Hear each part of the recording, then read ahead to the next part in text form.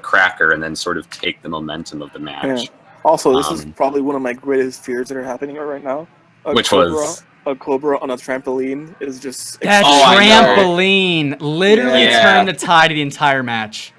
I also think that in my match against Resolve, the trampoline on Spring Stadium actually hurt me a lot. Really? I did the opposite, but okay. I know you really love to jump around on those Spring Stadium trampolines. Yeah, I think that was the problem, was I was leveraging them too much in the matchup, and that where it became predictable. So Gore, what's your answer here to this clapback? Because it's working this round. So what were you focusing on? I feel like it's just the distance is what helped me, because the trampoline, he can't really safely get across it. Oh, it works against me. Yeah, and the map is generally circular, so it helps with the curves. And like I have more distance, they're able to curve more around the clapback, as opposed to when he goes to close to medium range, that Gurf can just nick the Funchuck just barely enough to where he could actually hit me. Okay, so the next match, what were you guys thinking after that match? You're like, all right, time to reset. What's going on? This is where things took a bad turn, because I recently won the last match, and so I low-key forgot that a winner isn't allowed to change arms. So I changed my arms after winning, and then the only arm that I remained and that stayed the same between like this change was the Funchuck. So I was basically forced to just stay with the Funchucks no matter what. Yeah, guys, so the rules were, they sent us these rules where the loser is allowed to switch, right? He can switch characters, he can switch arms, but the winner has to stay with the same characters and same arms, and Gore kind of swapped two of them out. So he can only use the Funchuck here. So I think I stayed with the Phoenix, actually, looking back, but I don't think... Yes, you did.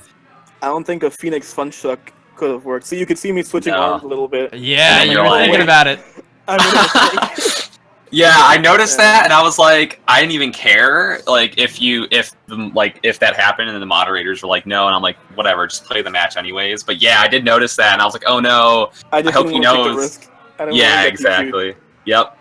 And it's basically like, I guess, like sealed the deal in that sense. I feel like maybe if I had actually either used the Phoenix or rather stayed with the Glusher and Phoenix, because I know you really don't like fighting that. It could have probably helped me out. Yeah, exactly. I feel like down with my gut in that sense. Yeah, I know that works really well against you. Yep. So yeah, I think the problem with maybe this matchup for you and maybe myself, because I also had this during the Open, was we were very inclined to stay with the sets that we knew the best, because we wanted, in general. Yeah, and we wanted that sort of consistency. So I think in our matches we saw a lot of what just happens in our general matches when we're not experimenting. What you did there was actually really good. You knew I was gonna rush you. Yeah, can we go back to that? Yeah. I think only you can control the video, so unfortunately you'll have to... Right, no, I got you. Yeah, so one of the things I did here was I kind of delayed my rush, because I was like attempting to bait you, and one of the things I've been doing with my rush is I get in and I'm like, okay, but see, Gore's probably... What I normally do against you in this situation, your popper, they're both automatic rushes, but your popper becomes medium. Yes. Two medium arms. So I'm able to stop the popper with one arm, dash away to the side, and usually counter. If I had just punched instead of rushed myself, I probably could have like stopped that from happening. But rush, and then like the Funchuck rush was just too slow that you ended up just going back and... Wow, I'm surprised you dodged that clapback, even with the homing rush. That was impressive. Yeah, so if you see there, like I didn't punch with my cracker the second time during rush, because I needed the movement to get out of there. So the clapback, it doesn't home you, like it doesn't home in as much on the side opposite to it. So it was on my right, so I went to his left, and that way like the angle is just too much for it. Yes, exactly.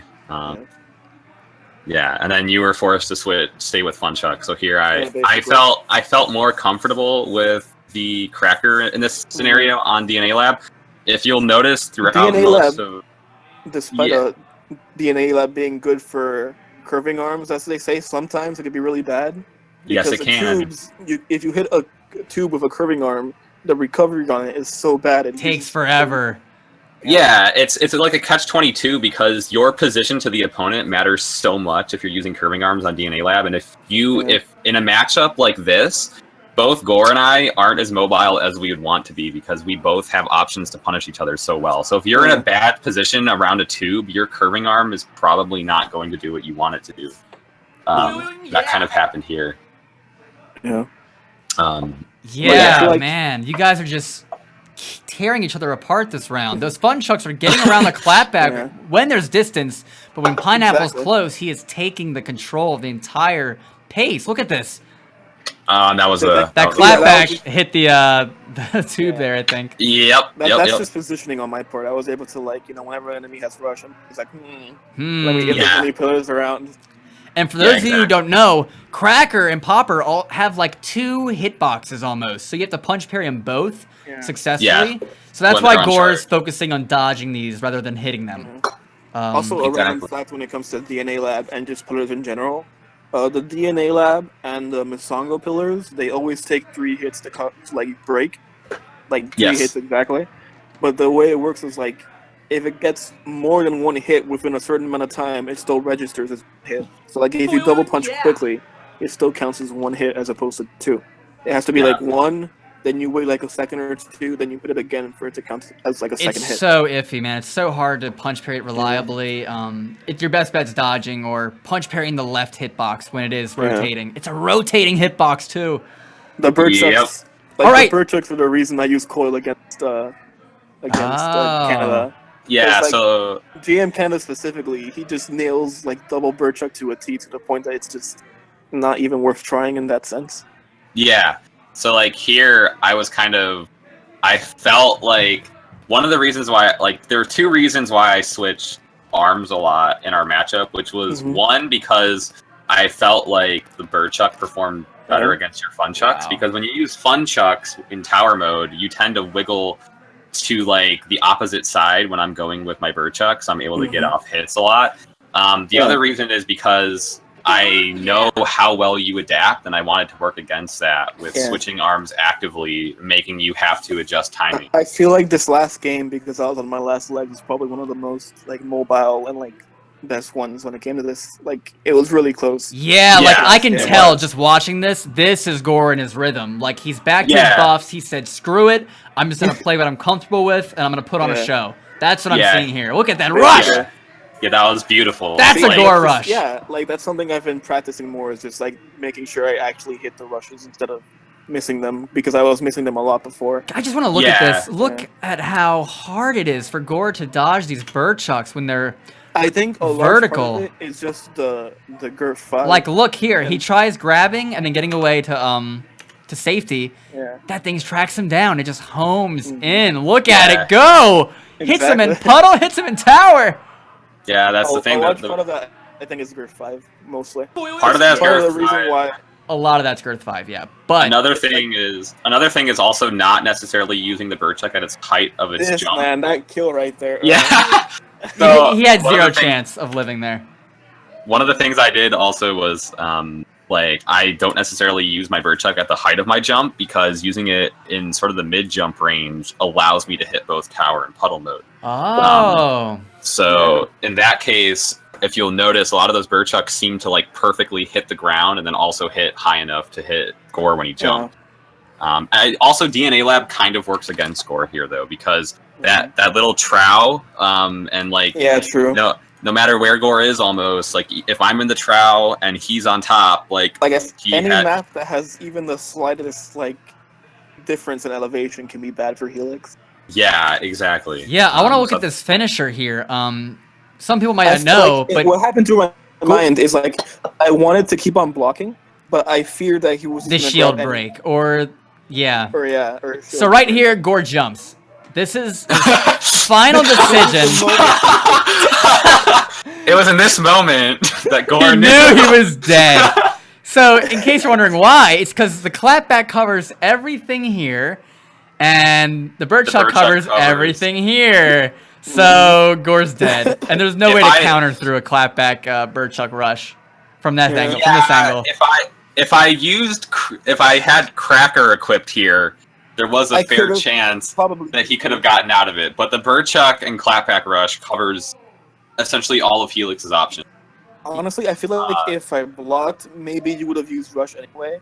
and it would have at least. That's what I'm saying. So I think Gore lost here. Like, there's the only thing he could have done was hit Pineapple right there, right before, and kill him right there. That was your best bet. Yeah, exactly. And deflect in the rush too. Yeah, but it's a catch-22. I think also with Gore, you know, I've noticed this with some of your previous games, is that when you are kind of in a dire strait in a tournament, which doesn't always happen often for you because you're just Gore, you kind of get nervous and you start making some predictions. Another part that like came to the nervousness in this tournament is because normally like people like see me as like this comeback type of person. Yeah. But things to consider was that this tournament was single elimination, which wasn't really something I'm normally familiar with, as well as like my family was, you know, like watching alongside me, so I was like, you know, feeling a bit of pressure. Exactly. We were all under an extreme amount of pressure here. So it was crazy. Yeah, this was the biggest tournament ARMS has had yet. So it was. We were all on our best game or a shaky game. Basically. I was on a very neutral game, honestly, because I was talking. I really went for it. Gore comes back here. That was a beautiful round. Can we replay that a little bit? Please. Maybe we can talk about some of this. Like as Ultra Instinct as I got. Ultra Instinct Gore! Yeah, I think here, the fact that you were willing to spread your bubs out a lot more, because like typically you keep your buff spamming, or like punching kind of close together. More mobile too. I grabbed more. Tower and stuff. You are just catching him nonstop. This was super impressive with just how mobile Helix can be here. Like I think this is a very good way to counter Cobra, at least with if you make the right predictions. I feel like just against you, just the thought of like, oh, I'm gonna be fighting Pineapple. He's, you know, a strong player and everything. That caused me to kind of like stiffen up and stay in a lot. Yep. To the point where I was like too stubborn and predictable. But then I realized I'm like, you know, this is like I really have to focus on this and just like do my best to actually just be unpredictable. Yeah, exactly. And I think that really pays off, because that's one thing that I incorporate actively into my playstyle, and why like even players like Nobi will say like they don't like Nobi has said that he doesn't know how to read me a lot of the time because I do kind of stupid and unpredictable things. Yeah, you can be scary. Yeah, I'm like I'll make stupid decisions and I actively make those just to kind of throw people off, and it works, but I do get punished. That's the thing about randomness though. Like when it comes to something that's random, to be completely random by nature, there's going to have really like a few patterns when it comes. So like for example, say I'm like pressuring with like coil or something, right? And if I hit you twice in a row with the triple arm, I'm going to want to grab you afterwards because I'm going to think that I conditioned you into blocking. Yes, exactly. So that really isn't random.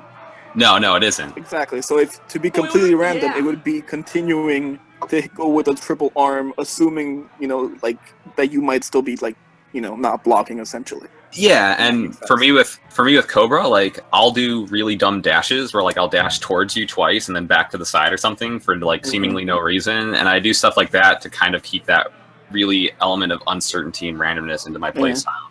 Yeah, I want to talk about right here this moment when you guys both get rush. So at moments like this, you can kind of tell this is going to dictate who has control for the rest of the game. Whoever lands this. Like in this moment, I knew I'm like I can't really rush him unless I have a severe height advantage, and in this stage, it's almost impossible because to have a severe height advantage. At this distance, Cobra's really slippery, man, and his clapback beats the buff rush. So it's kind of risky to rush this range. The only way I would have been able to rush is if I had advantage, and if I was close enough to where the girth of the rushing, you know, clapback wouldn't be enough. Like I would still be able to go over. Oh my god! That was so clever. Wow! I thought, because guys, look at this. I mean, you go back, and like it looks like Gore screwed himself. Like it looks like he goes for this grab, which is safe. Right, trying to get an advantage in the neutral without using rush. If you noticed, I moved to the left because I wanted to get any teeny tiny bit of height advantage that I could. Right like, here, you know, I thought you screwed yourself. And then he right there. Really nice there. That motion. And the reason I did that exactly was because I rushed and you were on the bottom, I was at the top. So even if you had rushed, that was okay. Oh so my I've been doing God. that. I've done that so many times recently where there's been a pillar in my way and I've noticed how the rush connects. So I'm like prepared to knock someone with the clapback and then catch them with the cracker. Disgusting. Did you see that? My natural instinct, like, oh, I'm just gonna dodge away, but yeah, the clapback curve. That goes back to like the whole thing I said. If you go in the direction the clapback is in, you're not gonna be able to, to avoid it. Yeah, you're screwed. Yeah, exactly. Another thing that I want to point out there is like how I hit with the clapback rush, and then the only way I connected the rest of the rush was catching you with the cracker after the pillar. Like I basically had to wait and time that to catch you after you passed over the pillar. Something I have to commend you on in this case is you're really good at attacking with the clapback right before you use the cracker. Exactly. So it's like, I have to worry about my own hits plus the cracker hits. That's what afterwards. I'm gonna talk about that in my match, but Score. That's a huge thing that puts you at a loss here. Hitting that clapback, it's like falling for his trap almost. Yep. Yeah. Exactly. So especially because it nullifies tower movement. I have to worry about my own arm, so like my own arm can go to the right, meaning I have to go to the left, and he could just shoot the cracker there. So it's like, well, guess I'll die. Yeah, and so this is this was the end of GoreMagala in the U.S. Open. I also think we were going to talk about this before we started going into the matches, and I think maybe we can talk about it now. But like an overview of the Open and what we thought. And I would say, like, from all the players, like, all 8 of these players that we have here in the bracket, I thought it was a very diverse group of players. Like, we didn't see, like, JM, myself, and a bunch of other K Cobras. Bracket showing resolve? What's that? Yeah. Can you go back to where it shows the bracket? Oh, yeah, sure. Yeah. So, like, you know... Helix, Kid Cobra, Springman, Twintel, Mechanica, but slash Coil? Slash Coil. Question mark? Whatever works. Then we have a Lollipop, and then we have a Mummy, Twintel, and Mechanica too. And then we have Coil. I think it was very interesting to see that the top 8 was such a diverse cast of characters, and I think that's really is from what we've seen. Yeah, and I think that's a testament to sort of how ARMS. The characters help obviously tremendously, but there's also a big factor of the arm selection that you use and how you combine that with your character, and it led to this extremely diverse group of characters that we saw in the Open, which is really cool. I haven't seen shown up in a top 8 like big tournament to my knowledge would be B&B and Misongo, because I mean B&B and Ribbon Girl, because Misongo showed up in EVO Japan in the top 8 by Chateau. Quick question. Quick question from Dart Remix. He's asking, Gore, he's asking both of us. Why do we use Toaster over Roaster? Okay, so at least for me, I feel like the speed gain and the damage gain from Roaster isn't worth it, especially because for me, I prefer Toaster has better recovery, so it keeps me safe, when it comes to that. Toaster has better homing. So it helps in those situations because I just feel like, especially like against quick characters like Min-Mins and then Jaras that are like that quick, I just would rather not have to deal with that. The only character that I would use like a Roaster over a Toaster is Coil, just because the lack of homing is like actually good against her. But other than that, I just feel like I couldn't agree more. I mean, I use Toaster over Roaster for pretty much every matchup except Coil, sometimes Twintel, and sometimes Heavies. Roaster's really good at vertical tracking. It keeps Coil in lockdown. It lets you hit her, first of all. Because, I mean, trying to hit Coil at all with anything that doesn't have vertical tracking is like, you're basically just charging rush. Or horizontal tracking, but Toaster has that control, the retract speed. I mean, it makes it good for punch parrying. But the only bad thing is Toaster is so bad at rushing, like, reliably. It depends. It depends. It depends what your other arm is. But double Toaster... I will say, the Roaster Rush does, like, an extra 40 damage. So it raises it from, like, 300-ish to, like, 350. Somewhere around there. Maybe even more, depending on how many hits you get in. Yeah, but Roaster comes out so fast on Rush that it's... If you've seen JM Canada can confirm Rush with the Roaster like nobody's business. Literally every time. Yeah, the reason for that... Oh, go ahead. I mean, okay, yeah, the reason he does that, especially because I've been using Toaster Slam recently, just like on my Helix and Coil, is because your character moves sideways and catches enemies quicker when you're only punching with one arm. Yeah, also another thing is, out of all the gloves, the Roaster has the least oscillation when you rush. Like, it's actually almost entirely straight from the start. The Toaster does oscillate a bit on the initial rush, whereas Roaster, Nade, and Bub, because they don't have tracking, in rush, they're pretty straight from the beginning, so you can catch people very easily. Yeah, so like, for example, you could be in the air and dash away, and if you're only punching with one arm, your character will just kind of like zoom to their direction and hit them anyway. Yeah, JM says double Roaster can do 280 to 320 from a distance and 340 up close. And Chespin asked, what is oscillation exactly? It's the spread of the arms as you're rushing, right? So like when you punch with Toaster and you start out punching, it doesn't go straight right away. It'll go to the left and the right, and like it'll kind of go in any direction. Right, and Toaster, it won't reach its max distance for like a second. Yeah. It's a matter of it being spread out as well as it not reaching max distance, whereas Roaster is more direct and more longer. Yeah, if you ever see someone, if you're up close with someone and you see the rush from like a short distance, the Toaster will go left, right, and left like 3 or 4 times, like a couple times, and then with Roaster, almost the first or second punch is like straight on your target, so it's really easy to catch. Specifically because unlike JM, I don't use Roaster, I use Toaster with the Slap-O-Mander. Yes. And JM almost never, like, once you're in his grasp, like, there's no escape. Whereas for Toaster, every now and then, they could be able to escape it just because of the fact that Toaster sometimes goes a hit or two to the left or right, even though they're already, like, being hit by it. And it gives them enough time to just escape or block before the slap comes up. No, totally. Another thing that I would say, kind of in concluding remarks with Gore and myself's matchup, is that I feel like a lot of the matchup came down to our rush exchanges, and in terms of that, I think Gore was doing a lot of like smart maneuvers with double buffs in the. But at that point in the third round, I just was too scared to properly utilize rush correctly. But I would say that at least on the stages in DNA Lab, you were showing off a lot of tremendously good plays with how you landed your rushes, and that was really helpful. But again, single elimination was difficult for this entire tournament, so it really sucked. It happens. It's good. I mean, I love you, Gore. Aww. we got through that. You got through it. We've been doing better. We're always even, pretty much, essentially. Yeah, and I love that. Everybody in this bracket goes even. Yeah, true. It was crazy, because that's why it was so nerve-wracking. It was just like, anyone can take this thing. Exactly. It wasn't, it's going to be so-and-so in Grand Finals again.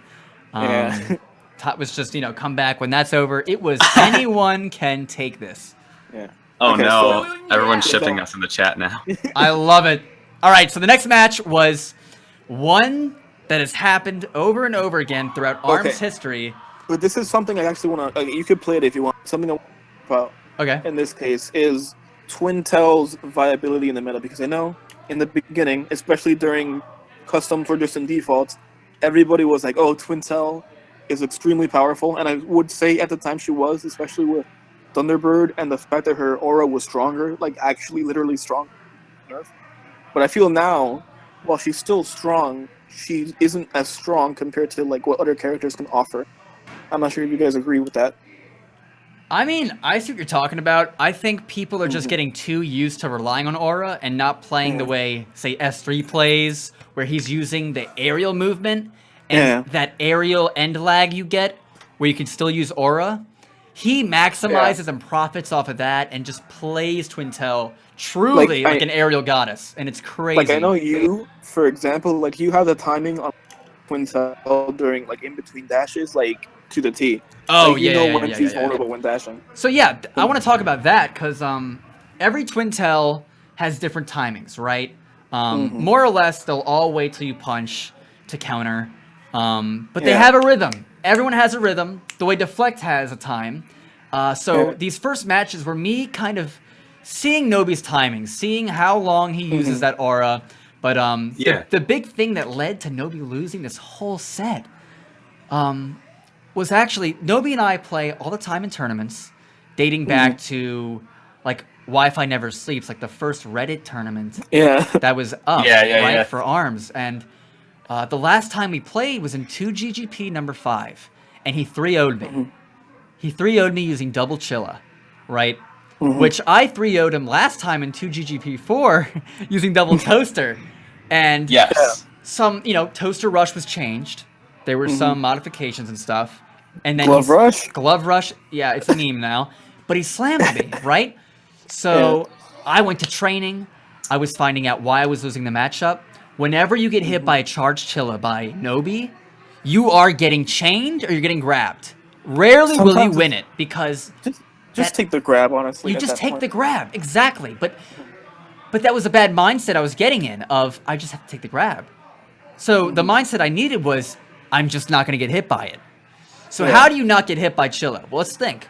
Chilla is really, really similar to the Roaster in that it has that same kind of aiming ability, right? It doesn't have the homing. To no homing. It has no homing like the Toaster does, which means they're going to be aiming slightly less homing actually. Yeah, which means they're going to be aiming to your left and right of where you dash.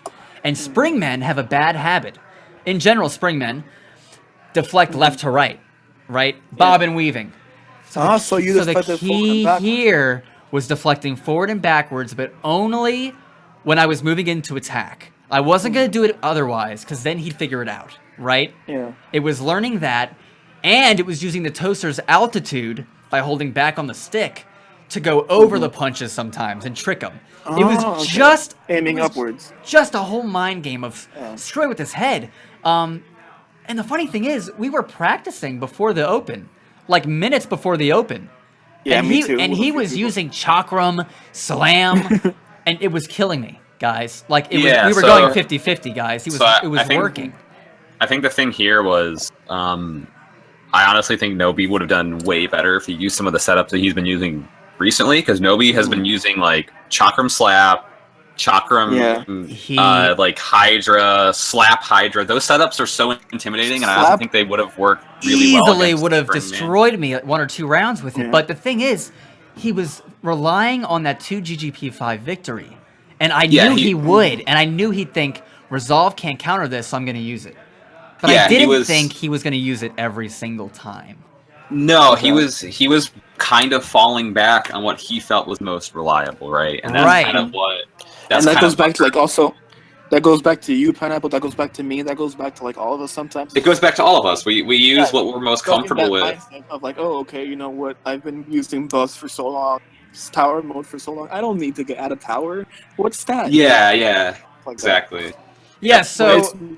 As you it's when you break that mindset that you're the strongest, essentially. This first round was a strong lead for Resolve. Slaughter, yeah. I was, as you can see, I'm focusing on punch parrying that Chilla when it's not charged, because it's a lot easier to hit when it's not charged for some reason. Maybe the speed I'm just more used to. Yeah, the speed and it's the technically size. A little bit slower. So yeah, I'm starting out with Rush here. As you can see, I'm focusing on shield parrying a lot, because I just don't want to get hit by this Chilla. I'm like, I'll take the first 2 charge shots, I'll deal with the uncharged ones, punch parry, get his rush, and then go in. Well, Resolve, something I'm kind of curious about in your case is, especially when I use Springmen against Twintel, is like I'm always hesitant to use the Tri-Bolt against them, especially when they have 2 medium arms, because you could, deflect them and then just attack them, and even if you use like, a double punch using the Toaster first into a Tri-Bolt, still a chance to they'll get their arms back. So I guess it's that fear of Tri-Bolt being, overpowered in terms of weight that like really scares me. And I think I would say the thing that really set this matchup apart from a lot of like matchups that you see normally, because I feel like in most scenarios, like a double Chilla Twintel would win this matchup, but because Nobi and Resolve have fought so many times, like you'll see a lot of like their gameplay is slowed down in a lot of sections to where they're both just really trying to read each other hardly. And I think that because of that, Resolve was able to get away with the Tri-Bolt, though it's a light arm, because Nobi was very hesitant to approach in a lot of situations. Yeah, there were situations where I'm like, you were able to hit Nobi with the tri-ball when I felt like if he had punched, it probably would have like stopped that from happening. Well, the thing here, the thing you want to do is Springman against Nobi and any Twin Tail for that matter, is you don't want to always be throwing those charged tri-bolts. You want to be doing mix-ups of uncharged tri-bolts, getting past those double gloves, making sure one slips by, just to get that fear in him of, I can't be spamming these double chillas because the uncharged can get through. It can take me out easily to the next round. They can get rushed from that. He has to play more carefully because of it. And then that's when you get the charged ones in.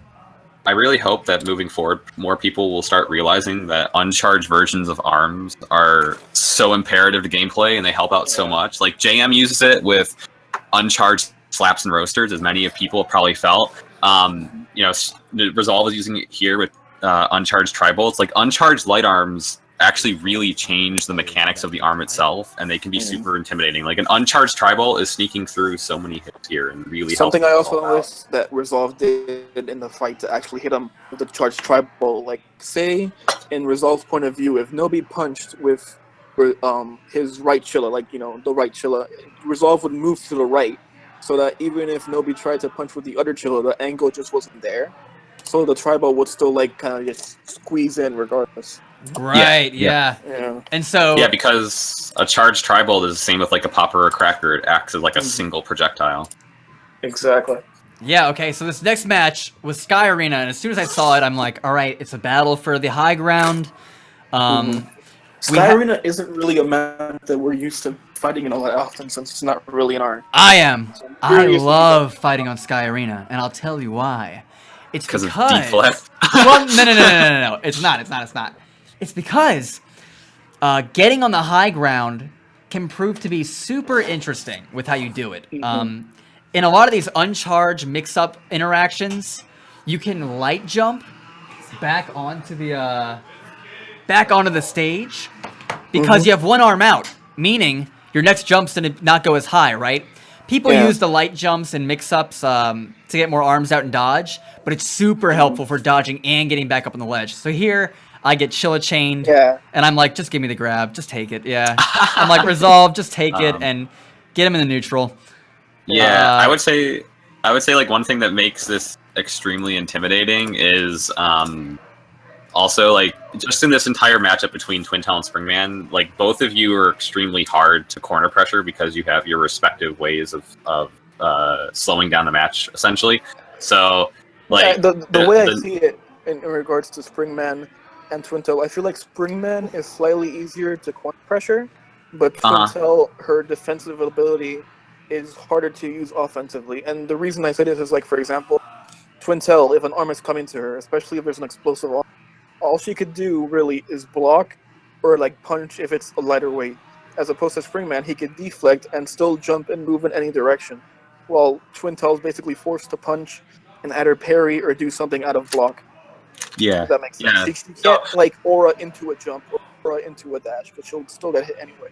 No, exactly, because like with Twin Tail, like Actress Aura is better defensively and Deflect is better offensively. That's my thought on it. Also, as Nobi pointed out, Nobi's in chat actually, by the way. Hi, Nobi. Oh, nice.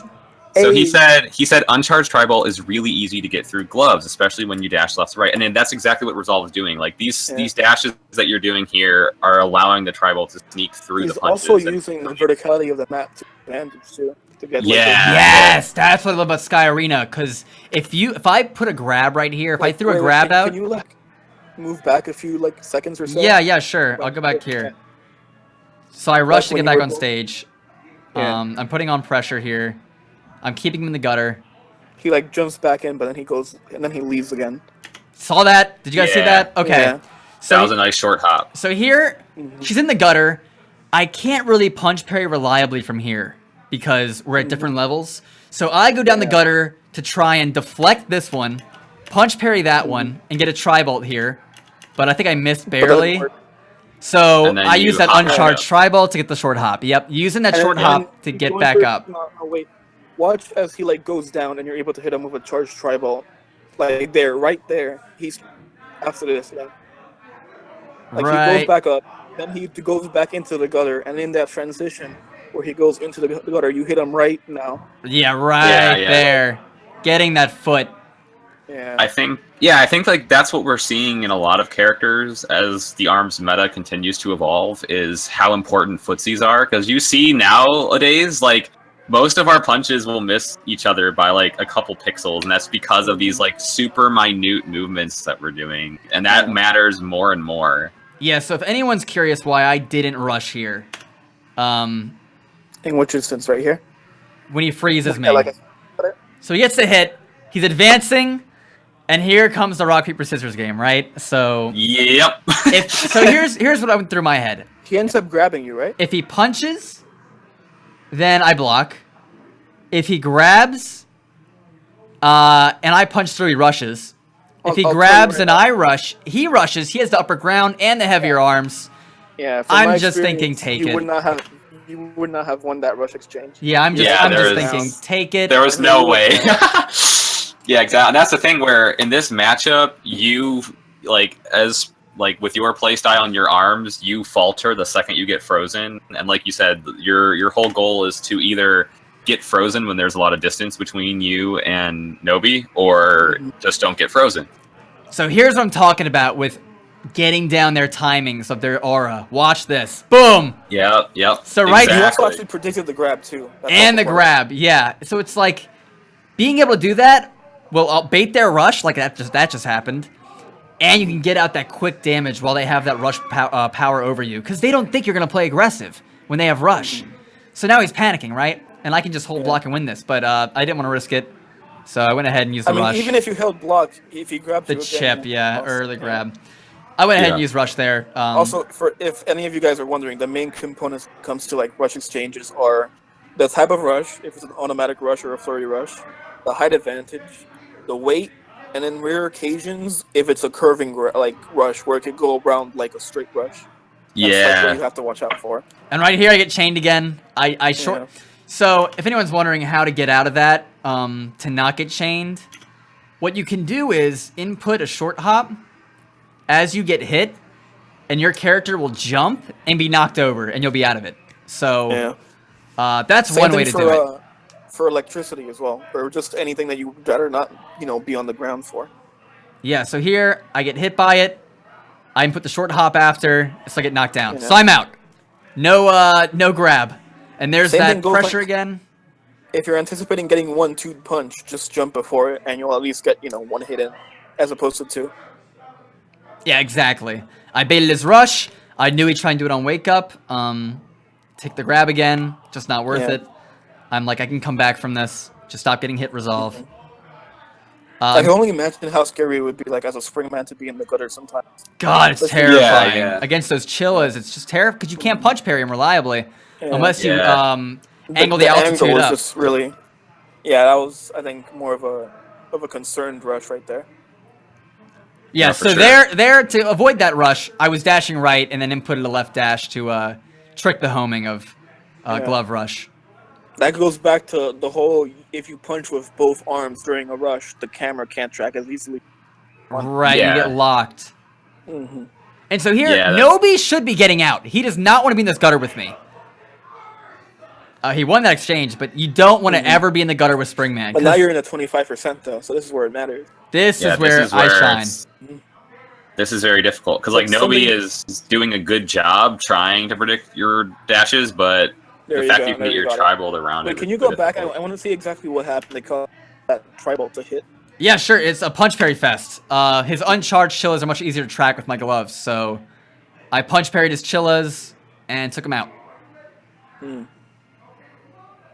There you go.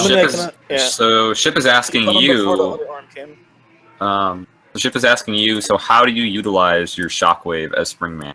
Yeah. So using the shockwave, there has to be a decision of whether it's a defensive one or an offensive one. It can never just be to use it.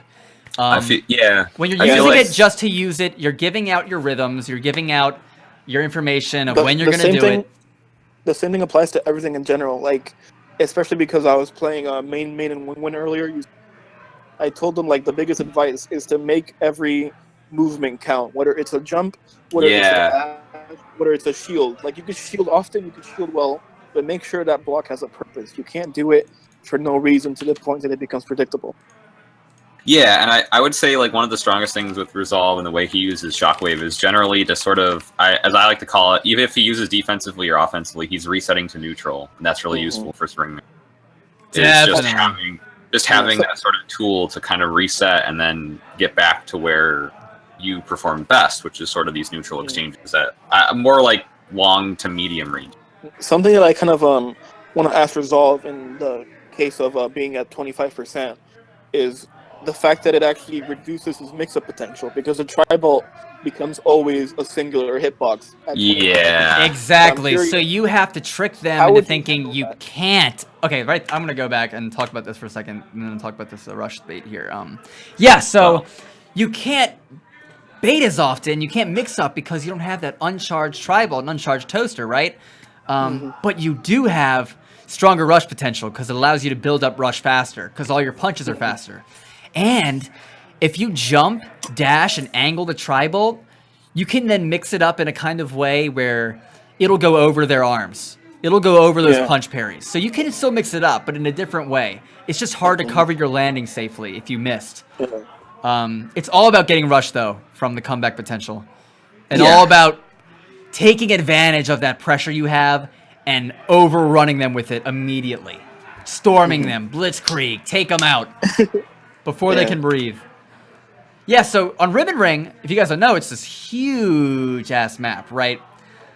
Lots of people find Ribbon Ring to be somewhat questionable. Right, I love it. But see, here, I know it's huge. I know Glove Rush kind of sucks. So I throw out my rush. I realize I missed it. I get the bait on him with that last knockdown. Well, what you did at least was that you created space between each other and you cleared out a bunch of blocks in one move. So what I did here is that knockdown was like half of the map was gone in terms of like being able to go over it, and now half of the map is cleared up. Right. So what I did here is I used my rush and I acted like I was done. Right. I acted like I was done rush on the last frame. Got out a toaster punch, knocked him out, got distance because I know he likes to rush on wake up a lot. Got that distance. Yeah, I'll do it again right here, just so you can see it in full speed. So I used my rush defensively against that grab. I thought he was going to grab. My B. Get the knockdown. Get the distance here. Bait with the Tri-Bolt so it doesn't land. And boom, the arena's back to almost completely open. Right. So that's like something I want to like ask you guys. How do you handle Ribbon Ring and its mechanics? Like, obviously we know it's not random and it's not RNG, but like especially as a Kid Cobra, which I feel would be one of the characters that's most, hampered by it. How would you deal with that, Pineapple? So on Ribbon Ring, for me, I honestly like to use the box's elevation to get on top of the boxes a lot of the time. Yes. And wait. Can you go back real quick, Resolve? Yeah, sure. And yeah, Pineapple, I can't agree more with you. That's literally, I think, why Ribbon Ring exists. Yeah, so like for at least Kid Cobra, because his jump is obviously the best of the game, the boxes can help him. There's this big section of boxes that you just cleared out and like punch that I fought. Where at? Let's see. Like, I think after that grab, I think that you just got. Okay. So I land a mix up here. We have a couple questions. So let's pause real quick. All right. So one question that I think we actually have the match going, because I think we've talked about this matchup quite a bit. So might be ready to move on. The section I want to talk about is just about to happen. If I recall, right here. See all those blocks, and then soon. Boom! Now they're all gone. Gone. Using that Tri-Bolt to clear out the blocks, and knowing where the heavy blocks are, and avoiding those when I can, and using them to bait rushes. You got to use the map. The map becomes part of your play. Yeah, I think that's what was most important. Like with I see you purposely safely cleared out that heavy block with the Tri-Bolt. I think the main thing is like in general, getting into the open by having to play on ranked was all about knowing the maps, and that comes into effect here where the maps were set to random. Like, you need to know how to play on every map as your character. And that's important. I think that really led to who came out on top in these matchups. Also, Novi said, I think the real one of the key reasons that Resolve beat me is wake up pressure. So how do you manage wake up pressure as Springman? what just happened was the rush exchange we talked about. It actually happened. Exactly. As we predicted. I literally failed, and I remember being like, "Are you kidding me?" Like I literally. But at the same time, it's like it's expected considering even if you didn't have the height advantage, just the weight alone. Was the weight alone and the glove Yeah. rush, yeah. So going to Nobi's question, Yeah. we're gonna see it in a second, I think, if I get a knockdown here. But pressuring Twin Tail Springman is key because she How can't. exactly do you do that? I wonder. It's I think because it's really hard to pressure Twin Tail. because she can't activate her aura unless she gets a full dash, right?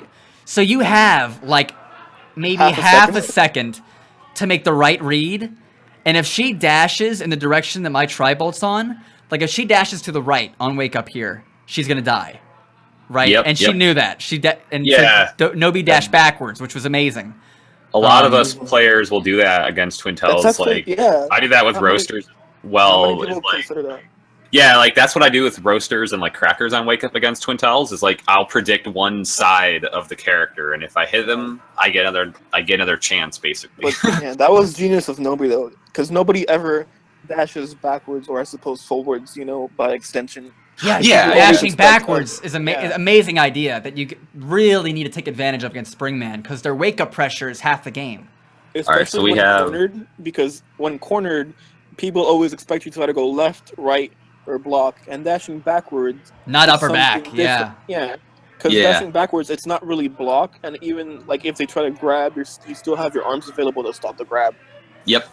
All right, so we have a couple questions that we need to talk about. Yeah, sure. Nintendo Man, I got the chat, so you guys can just focus on the match. Right. But Nintendo Man says, being good with the mascot of ARMS must feel amazing. Have you always been a Springman main? We actually just talked about that, right? How you played Cobra? Actually, I played Kid Cobra first because I thought he was cool, right? Yeah. And the girth was super helpful. So I played Cobra, I played Ninjara, and then I played Springman. And it just connected, and I just felt it. I liked the switching of the rhythms of offense and defense, being able to have kind of a balanced skill set. It connected with me for sure. I think that's kind of what happened with all of us, is that we all kind of found the character that sort of clicked with us the best. I remember we talked about this earlier. The distinction to be made is like Pineapple. You also pretty much played as Kid Cobra since the beginning with those type of arms and everything. And in general, I always talk to Helix too, but compared to you guys, I'm more open to switching characters, to switching arms, to not being dependent, or not dependent rather, but just, I guess, focused on one loadout. I'm more like, I would be more willing to try new characters and try new things out if it meant doing what you had to do. For me, I'll play almost any arm on Kid Cobra. I just stick with my character because me and Resolve just really have a passion for our character, and that's really, that's commendable, I feel like. And there's nothing wrong with if you want to switch characters either. Yeah, it's like perfecting something exactly like the way you want it to be. Yeah, for sure. All right, so what other questions are there?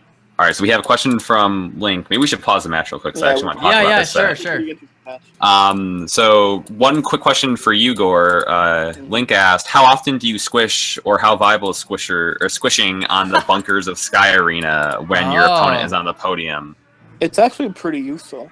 Yeah. I mean, generally, I try to move around a lot, but something that you could do often, especially like if they're trying to pressure you, you could squish on that little ledge on Sky Arena, and if they try to grab, they end up hitting the floor because that's just how the angle works.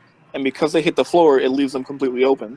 Yep. So squishing is definitely very viable. Squishing, also technically, if you're unranked, it's very viable in Cinema Do because of the cars. You could squish under cars, stuff like that. Yeah, exactly. You can really protect yourself as Helix with actually using the map to your advantage. So while I feel that like height advantage can mostly hinder Helix, there are some situations where it could help. Like Ribbon Ring. Yeah. Yep. Like towering on the very if in Ribbon Ring the boxes are stacked up like 3 layers of verticality, and you're at the top, towering from that is just completely amazing. Yeah. All right. We also have, let's see. How would you know when the right time to deflect in the Twin Tail Springman matchup is? Oh my god. It is literally the hardest thing in the world. Everything's a commitment, dude. Everything is a commitment. Everything is hard reading. I feel like with you and Nobi, though, because you get inside each other's heads, the match is slowed down a lot. Like you'll just see where you're kind of just dashing back and forth for a bit and trying to read, where you're kind of sort of safe to do your dashes a bit because you're not, like both of you are kind of hesitant. Yeah, and if any of you Patience guys is also key. if any of you guys play Springman and you've tried deflecting chillas and roasters reliably, it's the hardest thing in the world. Yeah. So I would encourage deflecting forward and back, and punch parrying them. Then when you do dash side to side, because the punch parry is gonna catch it, not your deflect. Also, something I kind of want to comment about, especially like since I played Max Brass and Springman a bit and Vaults and stuff like that. Usually, like for example, when somebody's being cornered, they would dash to the side and just end up getting hit during like the end lag for the dash. But a lot of people, something that they could do is they could dash and punch at the same time if they anticipate that their enemy's going to try to like corner them or pressure them. So that way you could just trade the punch that they're planning on hitting you with, essentially, and it like resets to neutral in that sense. I know that's something Resolve did sometimes. He would dash and punch at the same time. Oh yeah, all the time. Yeah. Just to cover it in case, you know, and it acts as a mix-up. Yeah. As opposed to just dashing and just being hit in the middle of the dash. Yeah. Do you guys want to focus on Goof and Twin for a second? Are there any other questions? There are some questions. I think so, but maybe we'll get to them towards the end. Yeah. Just to make sure we cover all of them. Yes. Yeah, sure. I'll definitely make a note. Just make sure to keep writing them down somewhere. Or yeah, I am. I definitely am. Sounds good. All right, so with Goof and Twin... Goof made an interesting decision. I don't think he ever played Mechanica. He didn't play Mechanica once, no. I don't think he did, and I think that was a benefit to him, especially with a matchup like Twin 5-0, because, as I think we were discussing this earlier, where... Coil in general is a very... impossible interesting so hard to hit. Coil is... I think Coil might be the hardest character to pin down in the game, like even over Kid Cobra. Easily over Kid Cobra. Like, arguably the best, if not the best character in my opinion. I think so. I don't know. I feel very strongly about like Coil just being a solid matchup. Especially in terms of just the effort needed to overcome her compared to the effort she needs to overcome you. Yeah, those 3 arms, man. Turns 3 Tri-Blast into 6. I think the other thing that I want to note here is like with Twin, right? Twin wins a lot of matchups because one, his reads are really good with his Biflor and Ice Dragon, but all of his options are extremely safe with the loadout he uses, and he can use them whenever he wants. Against a Coil, he kind of loses that, right? Because the Coil has free roaming, and they can do whatever they want. Twin 5-0 just said Coil makes me want to die in the chat. No, I mean, and it does though, because like all of Coil doesn't really have any, and like she doesn't have a jump. So because she doesn't have a jump, she doesn't have any end lag on a. No, exactly. So like with Lola Pop, she has the dashes that have end lag. Coil doesn't have to worry about that. She could still stay mobile and punish that relatively safely. Yeah, like sorry for interrupting you. You were no, like just like with Kid Cobra, right? Twin can punish my dashes and end lag so easily. And it works out for him, whereas against Coil, Twin just has to hard read when Coil's going to move. There's no end lag to punish. There's no chances where he can just get hits in. And makes the matchups. I feel like this is detrimental for Twin due to the Ice Dragon and the huge commitment that just an Ice Dragon is by nature. Yeah, like the Biflor really hurting him here. Yeah. Yep. The Biflor is understandable, but the Ice Dragon... it's a killer, man. Like I don't understand. Coil with an Ice Dragon is just. Well, I think another that comes back. Yeah, exactly. It comes back to like we all used our sets basically. But he owns that set. Like he runs it better than anybody else in the community. And he will kill you before you even know what happens with it. Yeah, like all of my matches with Twin 5-0 either go where like I body Twin or Twin bodies me. That's it. Like there's no other way that a match can go. When it comes to the Biflor in general, I feel like the Biflor is definitely like the strongest arm, ironically, with Lola Pop. Yeah. The short dashes that come with her, plus just the pure speed of the Biflor, you just don't. It's instant transmission. You're knocked down before you even know what happened. Yeah, and it's so again we're seeing here it's just so difficult for Twin to hard. for Twin to keep up with everything being thrown at him. However, in regards to fighting regular characters, I feel like Lola Pop has a very strong mix-up option and like option select when it comes to her approaching you while shielding, because it's like, you know, if you grab, it's not going to work, but at the same time, it's very tempting to grab, but you just don't know where they're going to go or what direction they're going to do or what they're going to, if they're going to punch or not, if they're going to grab. So I feel like the options that Lola Pop has in that sense is, you know, very encompassing in that regard. Yeah, it's a bit nullified. Twin says that's untrue, Pine. Our matches have been one hit away so many times. Yeah, but like round 3 will be like one hit away, but then like it'll be like I perfect you round 1, you perfect me round 2, and then it's like round 3 is close. But you know what's something I actually don't see Twin or Lola Pops implement that much into their play? It's the super jump, actually. I think the super jump may have actually been the right option here for Twin, because it gives him this elevation that is just instantly like a league above the coil. Plus with a Biffler, perhaps? Yeah. I feel like most people tend to avoid the super jump specifically because the camera tracks it slightly better, but you're still pretty safe even when doing that as well. Yeah, it's also like high commitment. Yeah, it's not to the point where it's like, oh, doing a super jump means I'm gonna get hit exact. Like, it's still pretty safe. Yeah, it's very safe. Argue. And Biffler has this curve about it. It makes it so good at landing hits, and with that dash, it just always hits you if you aim it right. Not just the curve, but the Biffler, just like the blow-up, has a gravity effect to it, so it slopes down. Yes, it does. Because of that, the Biffler's also, to my knowledge, the longest reaching arm. It is. I feel like, oh, okay, he's too far away. He can't hit me from here. No. He will, because the Biffler's top prong. Yeah, look at this, guys. Nobi said in the chat, yeah, he always confirms rush using the Biffler because of how fast it is to get that juggle on the dragon, and I think we're going to see it any second here. Something I would use against Twin specifically. There it is. Fight them.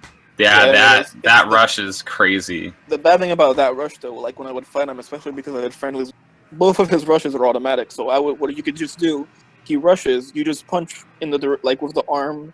Yeah, if you dodge it, you're good, and if you punch parry it, you're fine. But if you get hit by it, it's like almost 400 damage, and he always juggles it properly. Yeah, the other thing with Twin's rush, which is so useful to him, is it creates like maximum distance. Which sucks. Even if you block it. Yeah, that dragon pushes you back, and he loves distance. He loves distance. Exactly. That's his game. Look at that. Look at all that distance he created. But Coil doesn't care, because Coil does whatever she wants. Yo, that was a questionable. That was a questionable grab. I'm glad that wasn't the replay. One thing that we need to talk about, I think someone brought up, so Ketch asked me, and I think he also asked all of us, was how much do stages impact the game? And can they completely alter matchups? They do. Like, I think... especially even with Coil's presence in the stage completely also changes things in general. Coil on Mausoleum, Coil on Ribbon Ring, Coil on Sky Arena ditches the ledge. I think the worst thing is Coil on Scrapyard, like, because she turned. The sad thing is, Resolve had to fight that, especially. I know. Like, I like Scrapyard against her though. Like, I kind of dig it, but I feel it kind of negates the high ground of Scrapyard, because she could just have the high ground whenever she wants. Well, but it allows me to hit her on the same level. Well, fair enough. I think the other thing though to note is, like, with Scrapyard and with Coil, like, she, like, any other character needs to actually play strategically to make their way around the map. Yeah, where Coil can just go wherever she wants to. Yeah. Wow. He landed that grab. That's something that I've seen Para do. If anyone has thought Para. That's actually something that's, like, curious. Not many people really use or block with Coil enough to, like, implement the invisibility, or even on Wake Up. I don't think there's enough time. Like, everyone tries to just pressure coils until they die. They're always moving, man. Yeah, they're always moving. When Coil's invisible, her punches are also invisible. So if, like, a Coil does something on Wake Up, sometimes it's, like, too late before you know she's already grabbing you. In that sense. Yeah. It's like, oh, the grab just appeared, but it's already right here, so I can't do anything about that. All right, someone So Ship is asking, do you think Coil struggles against pressure once knocked down and waking up? I think she can. In certain elevation situations, like if Coil is in like a pit or something and you have elevation on her, it's really easy to pressure her on wake up. In a lot of other cases, the fact that she doesn't jump or have really does negate the she has. It does. But I think that she has enough movement on Wake Up to be sort of like a neutral Wake Up, where it's not like extremely difficult to pressure her, but it's not extremely easy. Plus, poison arms help against her Wake Up a lot. Yeah, because you can just stop her from going invisible. Yeah, exactly. Fun fact. Yeah, also it's just so hard on Wake Up against her sometimes, because you're not sure how to time your hits against her, time deflect for Springman. For me, the best look I've had when it comes to her or grabs, but specifically a lot of people, like, when she's knocked down, you could see her silhouette like slowly getting back up. So a lot of people, they grab after the silhouette is already like back up, but that's not what you do. To my knowledge, the best bet for me is to grab during the animation of the silhouette going back up, because by then the grab will reach her by the time she's already up, not once she's already up. That makes sense. Yeah, I buy it. Yeah, that's what I do. Especially if it's like a wide grab, then golden. Yeah, for sure. Yeah, man. Okay, so here's Temple Grounds, which is basically Cinema Do with pillars. Did Twin win this one? I don't know, actually. I don't know. I think he did. Yeah, he wins this one. Do you guys want to skip to the last game of this one just to save time? Yeah, we can. Okay. Yeah. Also, wait, I want to. Oh, it's on Scrapyard. Wait, something that Twin does often, and he did in the. Wait. Linkable had a speculation here. We missed. One of my calculations were missed. And I feel like every Lola main should take notice. Notice how Twin cancels Lola bounces by attacking just enough to firm Lola onto the ground. Yeah. I mean, using that bounce is part of her kit, and Twin makes it work. Like breathing, something also man. that Twin does amazingly well is, and he did on Temple Grounds, is he's able to bait rushes, or tries to bait rushes. What he does is he gets close, with the shield, then he grabs, and then he Lola like super dashes backward, so that he's out of range of your rush, but the grab still can grab you. Yeah. So it's like if you try to rush, it's a waste. Yeah. And the Biff were so good at baiting rushes, guys, because it retracts so fast. That's how I bait almost all of Gore's rushes now. I just poke and prod at him with that while he approaches. Yeah. It's still punishable, but it depends on just like the situation. Yeah, super punishable. Yeah. Yeah, so this last one was on Scrapyard, like we were talking about. And you can see Coil is just not really caring about the map itself or anything. Fun fact about Scrapyard, though, is when it comes to DNA Lab and Temple Grounds, those pillars take 3 hits. Scrapyard pillars take 5 hits. They take so many. They're invincible. And they're the thinnest ones. Look how thin they are. That doesn't include the fact that sometimes like multiple hits can count as 1 hit, sadly.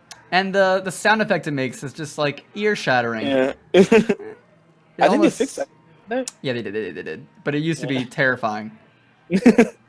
Yeah. Yeah, so I mean Twin's playing as well as he can here, guys. Like he just can't compete with the mobility. I'm looking at his interactions and his encounters here, and it's like he should be winning some of these, I feel like, but But part of it is the dragon is such a homing reliant arm that Coil can just easily just go around it. Yeah, I think. Look at that rush parry! Did you see that? Yeah. That was insane. He bounced off of the blast into rush. That was probably the coolest counter rush I've seen in this tournament.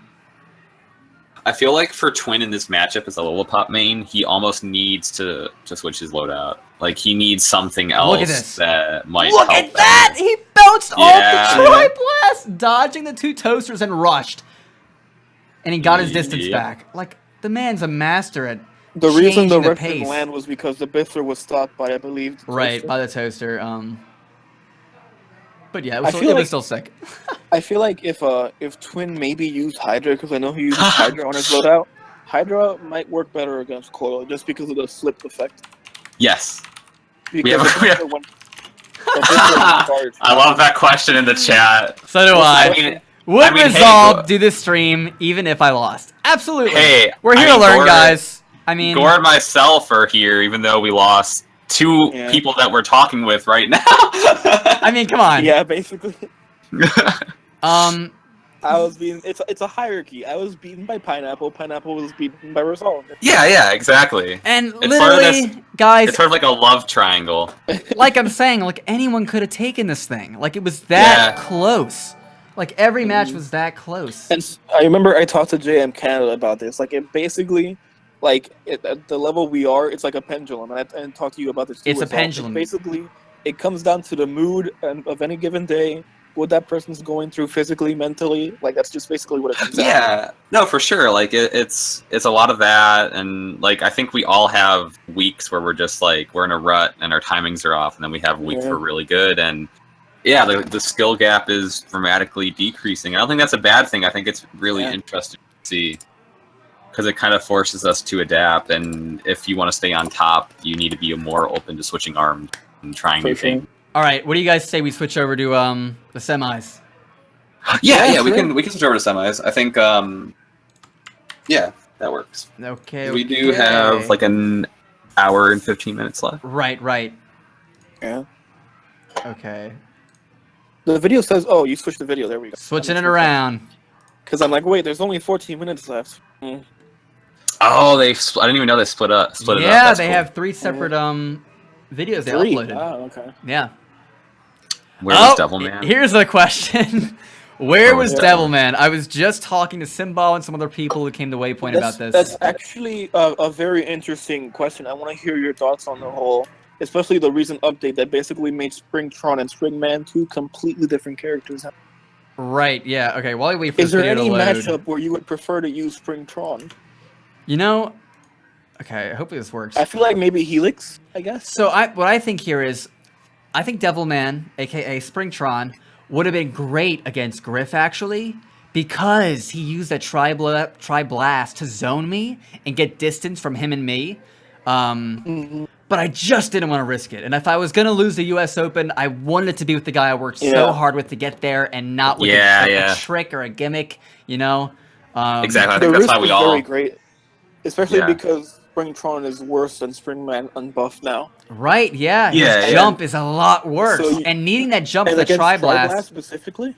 Like you hit on the nose. As a Springtron? You hit it on the nose, Gore. That's why. That's literally why. I thought about doing it for the meme at one point. Even if you get an EMP, the Tri-Blast explosion can still like knock you out of it. Exactly. And you know, I thought about going Springtron against Pineapple for a hot second. Because I was like, clapback, but then he'd go Birdchuck. He doesn't need clapback. Like, he doesn't rely on it by any means. I actually thought about switching my loadout for this, but I wanted to represent, like, I wanted to show off the clapback playstyle. What you were made of, what got you this far. You still, you still haven't gone back to Popper in case. You were still, like, somewhat experimenting.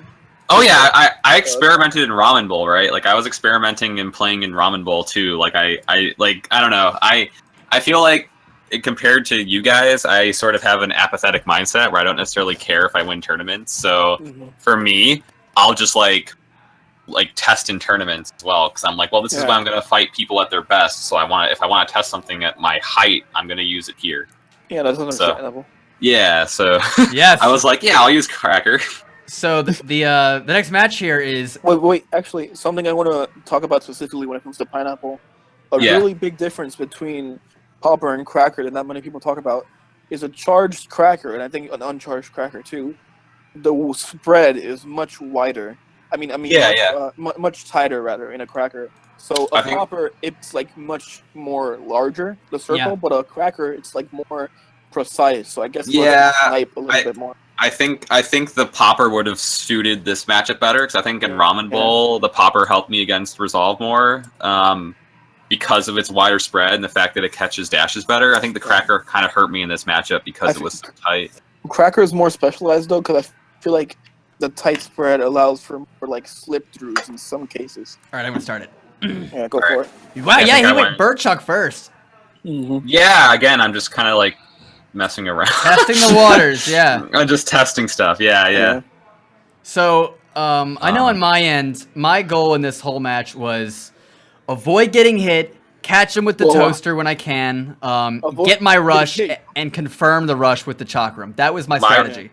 Yeah, my strategy was sort of to maintain a cool head and be able to handle pressure well. And I think that kind of hurt me in some of the later sets was being too defensive. But that was my mentality was against a Springman, I need to respect the deflect. I need to be kind of keeping a mid-range, which is where I think I performed best at. That was a really good rush right there.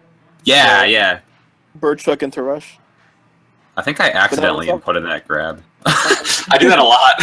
That still hit. Yeah, that scared the crap out of me, man. I'm curious about what your thoughts on Gurf 5 Cobra is, or specifically the cracker, especially. It's so hard to dodge, man. But it's possible. Like you're seeing here. Yeah. I think the strongest thing that you were doing here was punching through the cracker with the toaster very well timed and moving at the same time to where it nullified it. I would say the chakram is really good for stopping a cracker completely. Yeah, and something I noticed that you're doing Resolve too with the toaster is you're holding down to aim it up in the hopes that it'll stop both of them. I was just about to say that. Yeah. As you notice, Cobras jump to move a lot, right? So they're going to jump for the cracker, giving it that little elevation that will catch you every time. So having that elevation on the toaster. I think if you go back a little bit before that rush, you're able to see it. Yeah, sure. Like the whole...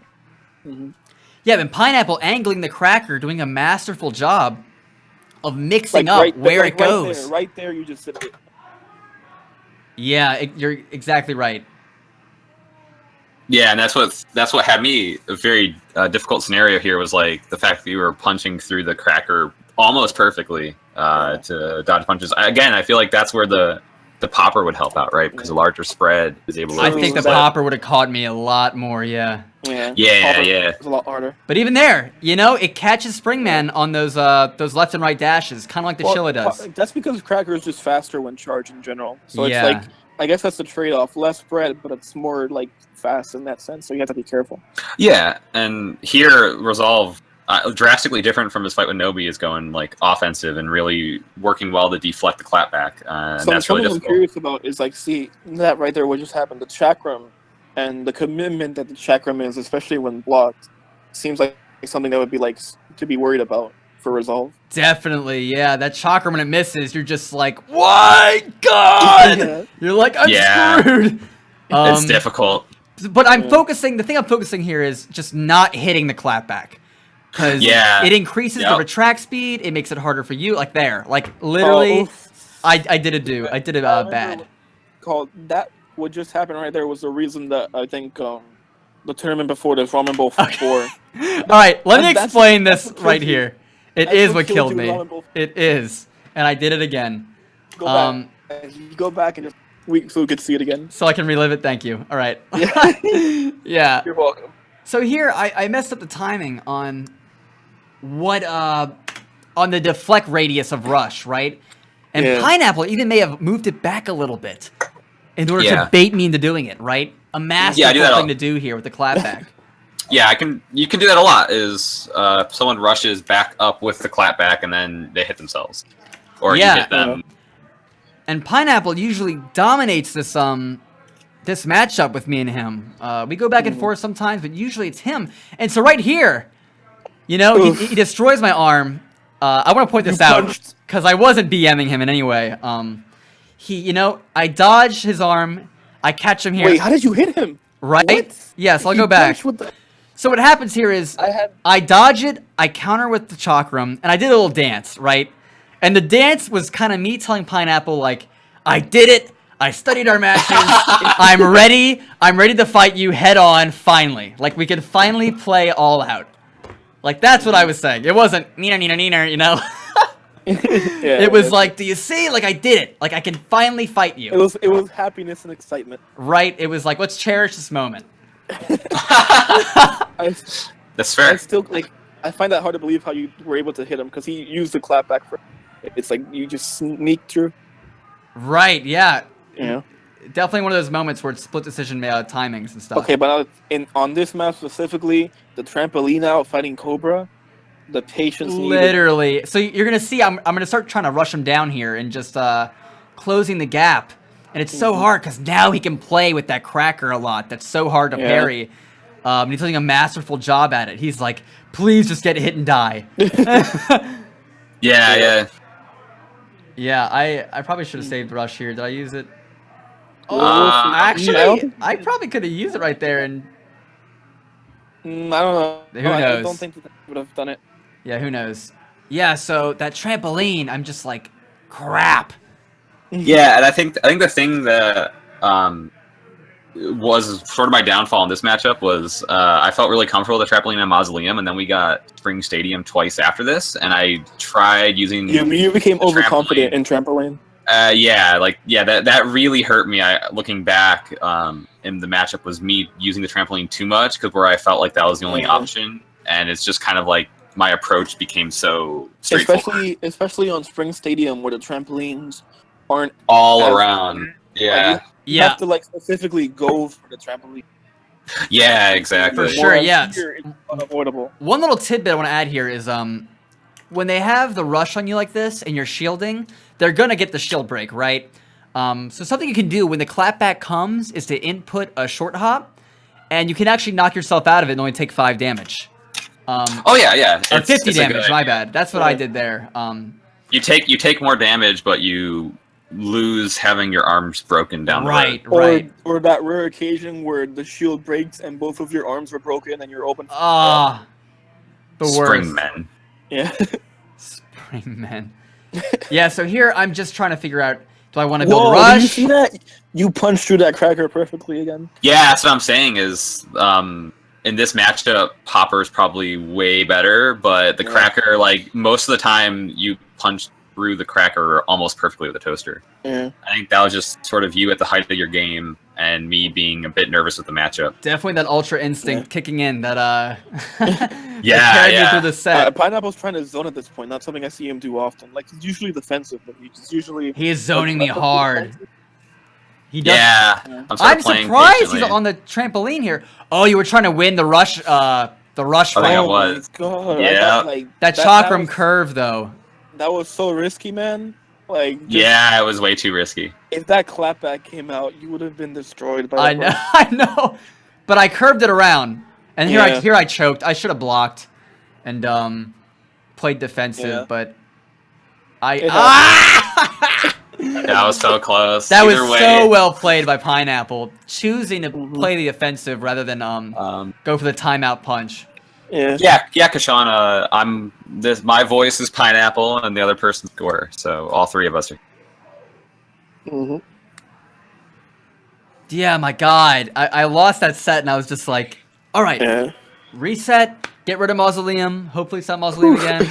Oh well, we don't get the luxury of the map selection. Exactly. Yeah. So I was frustrating. I was like, I gotta be ready for anything. Gotta be ready for anything here. He was. So like, can kind of be scary for a Springman, I would say. I think you can get pressured easily. Yeah, you can get pressured easily, but you can also look at this start.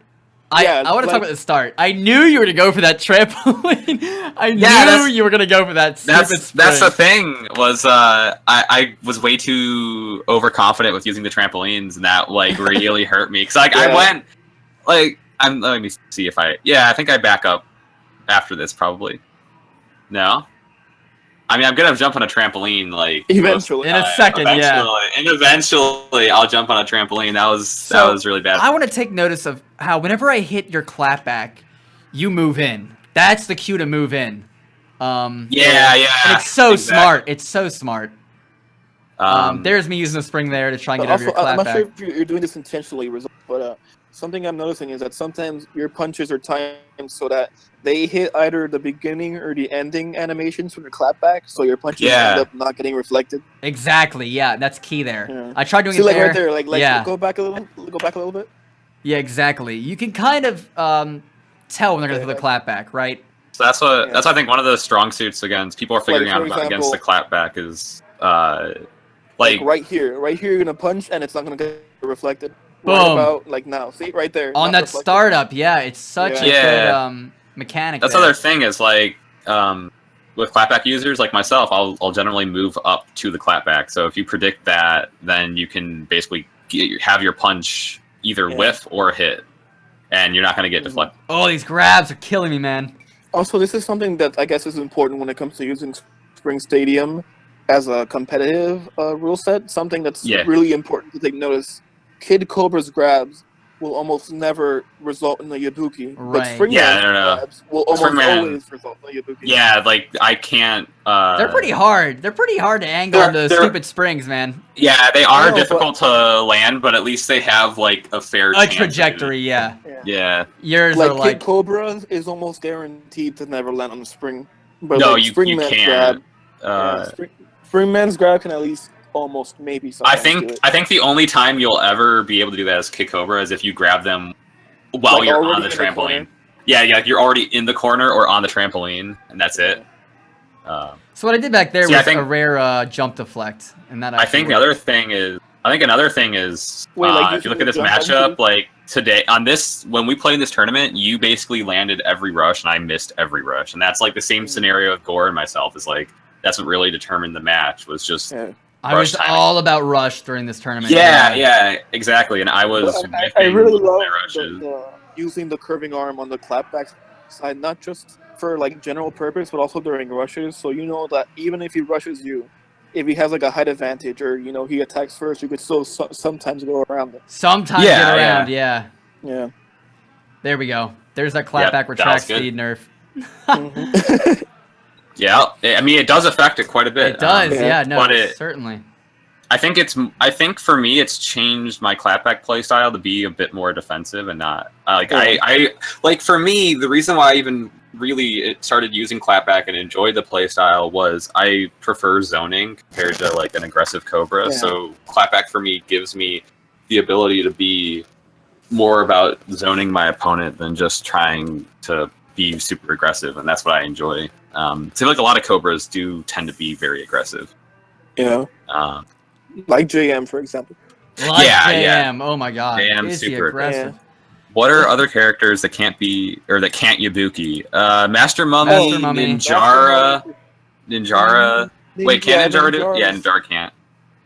He hits you down. Springman can, Springtron can, of course. Coil for sure can do it. Max Brass can do it. Let's see. Ribbon Girl can do it because her grab is one of the widest. Let's see. Mechanica can do it. Right. Yeah. A lot can do it. Bite and Bark, I think. So Pineapple, what was the idea here on a Ribbon Ring? What were you planning on doing? Honestly, I don't really know. Like Ribbon Ring's kind of a toss-up. I think like Ribbon Ring is kind of a toss-up for Springman Kid Cobra matchup where. In most cases, we destroy all the blocks, so it's pretty much just like a clear stage. Yeah. I was scared. I was scared of you getting that height advantage. Yeah, I don't think we got a lot of the block setups that gave a lot of height, which wasn't good for me necessarily. Again, I think here I was trying to use my rushes way too offensively instead of just trying to parry punches into rush, and that's what really screwed me over. So I didn't feel as confident. I usually feel sort of confident with hitting you out of rush in between dashes like I did in Ramen Bowl, and here I wasn't getting those because your timings were a bit different, and that really helped you out. That was a really risky grab you did, Pineapple. Which one? You grabbed like in the neutral. Yeah. You didn't even jump or anything, you were just like randomly grab while standing still. Yeah, see that's sort of my Pineapple trademark is just doing stupid things at random times. Yeah, here's an example of me using that elevation or that altitude mechanic with the toaster. Wait. So Link wants to know when we get to the part where I'm trapped between the blocks, what was my thought? I'll give you my thoughts. Also, I'm going back to the grabs. I'm pretty sure Min Min can't Yabuki because she turns around when she grabs. Oh. No, she can. I think she can. I think it depends. No, hey, the original Yabuki was on Min Min. It was with Min Min. You get the hell out of here. Okay, Welp, rip. Yeah. GoreMagala. GoreMagala forgets that. I've made a grave mistake. Damn. Yeah, I think more characters can Yabuki as opposed to not. Yeah, that's a fact. Oh, I thought that caught you. I was so... Yeah. I was like, come on! I bet too much on that. How much does a charged popper do in comparison to a cracker? Like, what, 10 damage? Does 10 damage less, yeah. But most of the time with the popper, you'll be able to confirm that extra. Exactly. So at the end of the day, if you get even like a win, does more. Yeah, I think after this, like I really believe that popper is just better arm. Like, there's no reason to use cracker really. It just got nerfed to oblivion. Yeah, I mean. Yeah, it did. Yeah. The only time I think Cracker's better is just like when you're trying to get like faster, dash confirms and just tighter spreads. Uh-huh. Yeah. And then I think you land. Oh man, you are. Oh, you had Rush here. I was like, he can come back from this. Oof. And then bam! I think the elevated toaster. You didn't. Okay, I think what happened there, you were expecting to land on the block. Yeah, exactly. Oh, it's like, yeah. Yep. And then I was like, nope, never mind. There it was. Yep. There we go. Yep. So I guess what was your thought on that? As the question asked, what do you think about Ribbon Ring? So like Ribbon Ring and Kid Cobra, it's extremely volatile. So like I feel like as Kid Cobra, it's better to stay on the edges where you can kind of look out and see where the blocks are. Yeah, then, I couldn't agree more with that. And then like clear them out when possible. And then if not, like just kind of screwed. And we're back to Spring Stadium with Burchuck Cracker. Yeah, so back to Spring Stadium, and this was where like it was sort of like with Gore. I was like, all right, I have one more chance, and we're back on Spring. I didn't do well the first time, so let me do something different. Bit nervous. Yeah, I did try to use Burchuck. I wanted to see how that worked. There you go with the trampoline. You used that trampoline so many times. Yeah, it was terrifying. It was terrifying. I used them way too many though. That's the problem. So it really was terrifying though. You were just so high above me. I was like, he can literally do anything. The height is really nice. Yeah. Here you go. Oh, and I thought you were gonna go higher. You mixed me up there. Yeah. The worst thing about the trampolines, especially though, is that every jump of a trampoline charges your arm. So it's like, well. Oh yeah. Yeah, these matches were closer than I thought. Really close. I thought they were like more of a lead than I feel like I got thought. destroyed by Pineapple, but I think looking back, look at that! Yes, I love that. I really tried, guys. Like, look at that. It wasn't okay. We have another one of these at this moment. How did that land? Girth 5, please look. Bam! That was so funny. Hope. That's when you lose hope. That was literally so Ultra Instinct, though. Like, I couldn't have been more Ultra Instinct. A shield break like that actually happened. Like that. But yeah, like as I was saying, I felt like I got totally destroyed by Pineapple. But looking back at these games, like you guys said, it's like anybody's game. It was a lot more even. Yeah. Anybody's. Look at that. I mean, if I didn't have Rush, that could have gone anyone's way if he jumped off that spring. Yep. 50-50. Yeah. There he goes, right on the spring from the get-go. When it comes to Burchuck, I would say it's definitely like best, like similar to how Biffler is probably best with Lola. I feel like Burchuck, hands down, is probably best with Cobra. Definitely. Yeah. No question. I think either on Cobra or Ribbon Girl. Because Ribbon Girl also, I think, is awesome. The girth. Ribbon Girl, she has really small, the girth, and Ribbon Girl, the charge time is very, very small. So she could jump a lot, but she won't jump a lot and have charged Burchuck. Oh, that Burchuck rush caught me so well. I think the one thing with Ribbon Girl with the Burchuck is though, like her angles from above are really nice for the Burchuck confirms. I was so upset I didn't have Rush there to Yabuki. I remember. I was like, really? Speaking of Ribbon Girls, though, what are your thoughts on the of Bite and Barks and Ribbon Girls in the meta? In terms of tournaments, large tournaments? I mean, like, Patson's great. TMO's great at Ribbon Girl. Bite and Bark's a little MIA. Yeah, I'll give you that. Bite and Bark.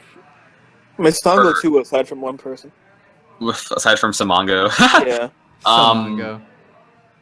I'm trying to think, like, with Ribbon Girl, I feel like there are quite a few Ribbon Girl players that are doing a lot of good work. I feel like Ribbon Girl's more of a nuisance than an actual threat, if that makes sense. Yeah, like, she can't do everything at once, right? So it's either, like, you're being aerial and you're getting off maybe one punch, and that's a very unlikely to hit, or you're using, or you're just jumping around and doing nothing, and that's it. Yeah. Like, you don't have a lot of... The worst Ribbon Girl can ever get is when she jumps and grabs and jumps and grabs. Oh my god, that's the Patson, man. Patson is so good at doing that.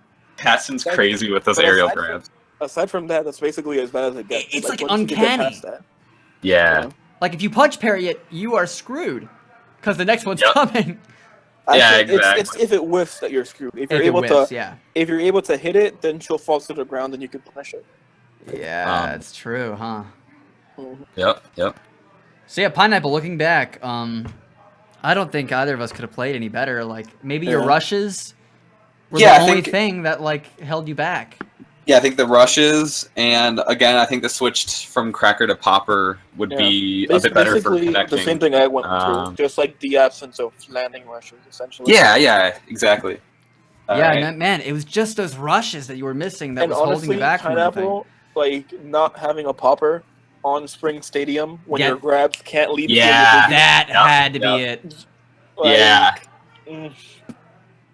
that would have been really a lot. That would have been really helpful for that. Yep. All right, so this next one is Goof Mechanica. Goof Mechanica. He did go Mechanica. I knew it. See, I knew he went Mechanica once. I appreciate his arm choice. 2 arms that Coil kind of struggles with a little bit.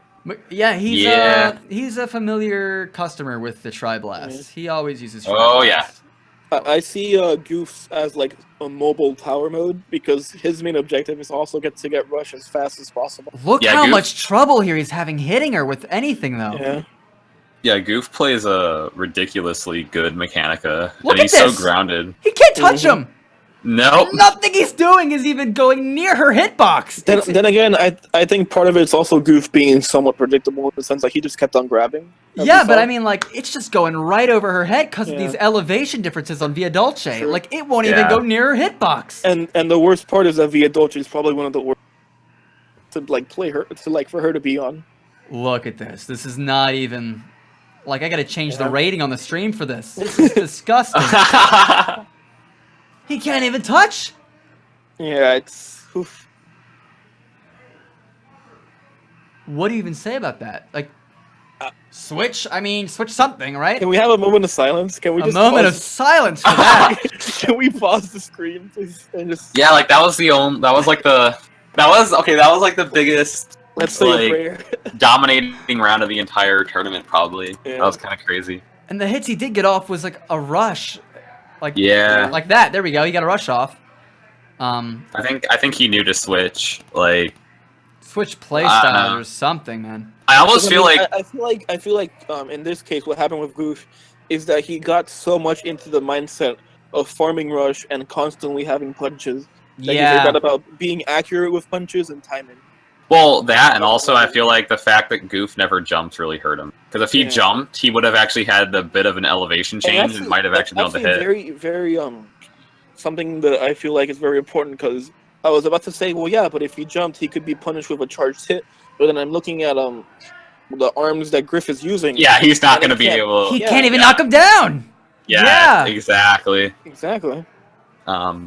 So I feel like jumping here would have helped Goof at least change it up a bit. And also the slants on Via Dolce really screwed him. But yeah, like slants, like man. what I'm seeing is Goof is punching like too fast to the point where it's like it's easy for the elevation change to happen. To waiting a few seconds. Because if you wait a few seconds, like it'll cause the elevation change to not matter as much.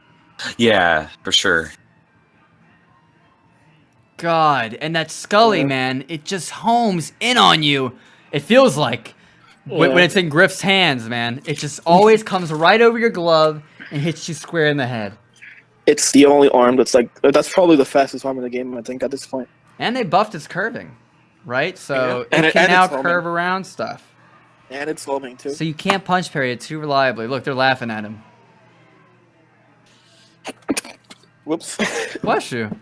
Thanks. And then here we go. Here we go. Here are the awesome match. Okay, Coil versus Coil. He was using a roaster as Mechanica, but then he switches to a toaster? That seems very questionable to me. I don't know, maybe... I think he wants to punch parry for that buff. Alright, here's the thing though. We talk about roasters being really good against Coil because we play grounded characters that are always looking up. Like, with Coil versus Coil, like the toasters... The toasters, like with Coil versus Coil matchup, the toasters homing really help.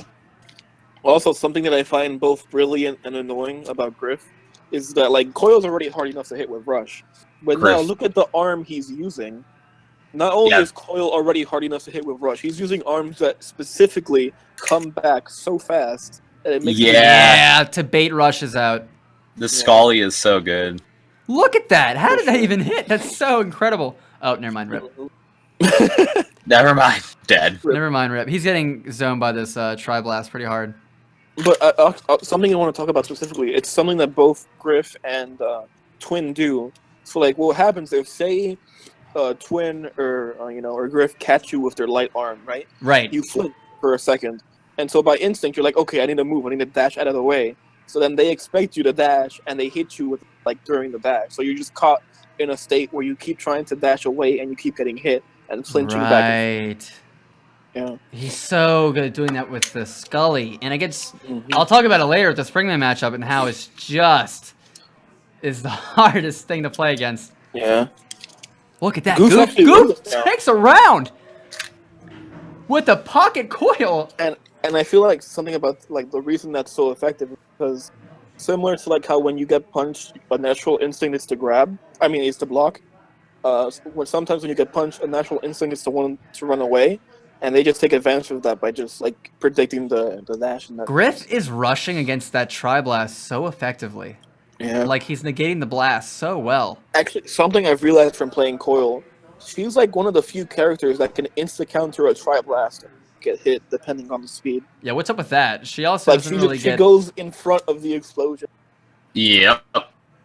She can do that so well. Yeah. That's how terrible. Fast she just changes the elevation and the pace. Yeah. Oh, oof. Look at that. That's Glove Rush, Rip. And that was with a Chakram. I kind of am questioning his decision to go with Chakram, but because of the recovery. I think he wants that Chakram Rush. Yeah, the rush. Maybe this close pressure. Yeah, like using two medium arms against the coil using. Man, Goof though. He's holding his own. Yeah, like kind of similar to what we saw with Nobi, where he has the arm disadvantage by using a light arm, but he's able to leverage it pretty well. Yeah, no kidding. My God, he has the lead here. Oh, now he doesn't. He just lost it. Griff has Rush now, though. Yeah. If he can just survive. Oh my God! Is Goof take this? Some of us have forgotten exactly what happened. Literally, I mean, I was too busy prepping myself. Yeah, I wasn't. I didn't watch all the sets actually. Yeah. Wow! Wow! Oh. What? Oh. What was that? That broke the grab. So Goof got a game. Goof got a game, and that was pocket coil. With pocket. But that kind of goes back to arguably how strong Coil is as a character. Yeah, how strong Goof is as a player to be able to whip that out. Yeah, of course, fair enough. Yeah. And they do it again. For sure. They do it again on DNA Lab. Yeah. Yeah, we should. And Griff just said, "Screw everything." Yeah, I'm takes out the big gun. The coil killer. Yeah. Griff is not afraid to change. I'm pretty sure they both end up using double roasters against each other, using double coil. Yeah, double coil. Double coil. Coil dittos. Yeah. What the hell is this? Yeah, so I mean, we know this is going to turn out. Like I can predict it right now that Griff is going to win this round. Yeah. Watch him lose coil it. Killer. But a separate coil killer that people don't talk about that much is Nade. The Nade. Yeah, the Nade does have more versatility with aiming and uncharged mix-ups, but it just the self-destruct. The self-destruct. You said it. It's just that and the rush. Yeah. The rush is actually a little worse than Nade. Slightly slower. So roaster. And it's also slightly slower.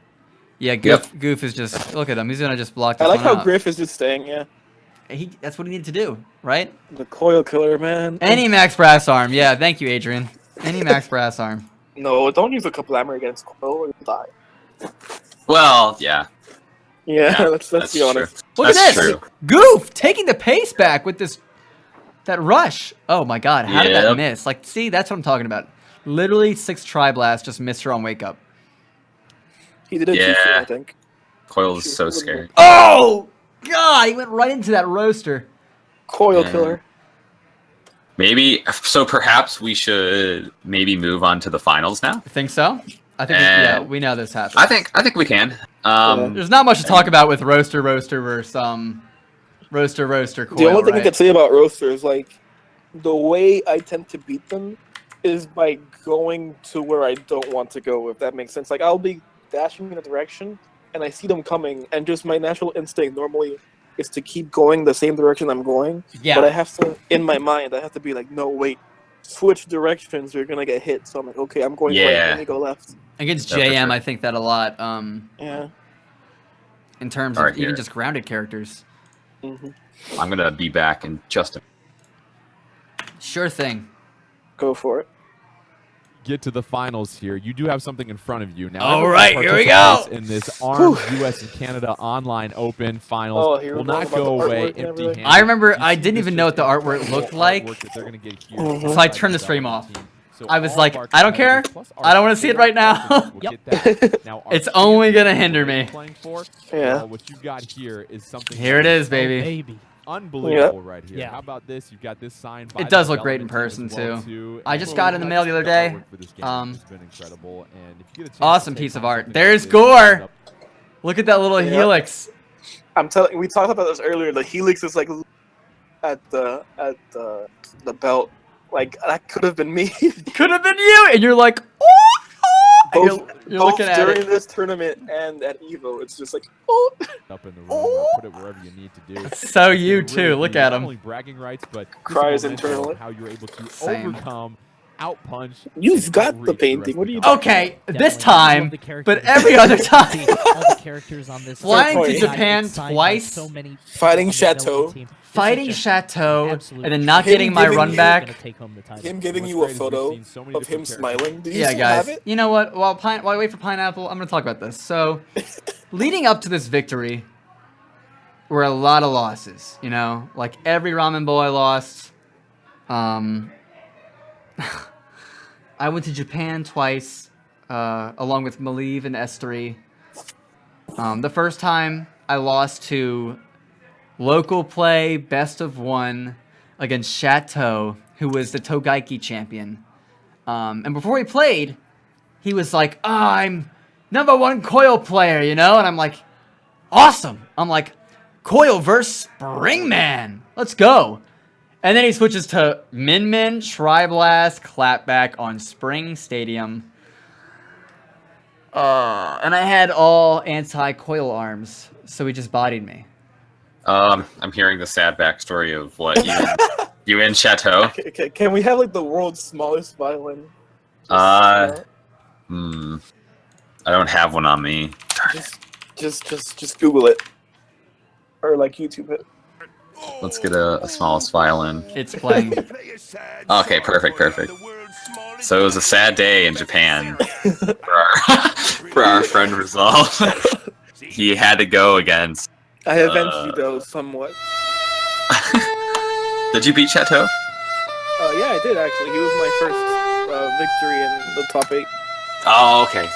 Yeah, I remember that. Yeah. He's the one that started the big, like, chain of hugs.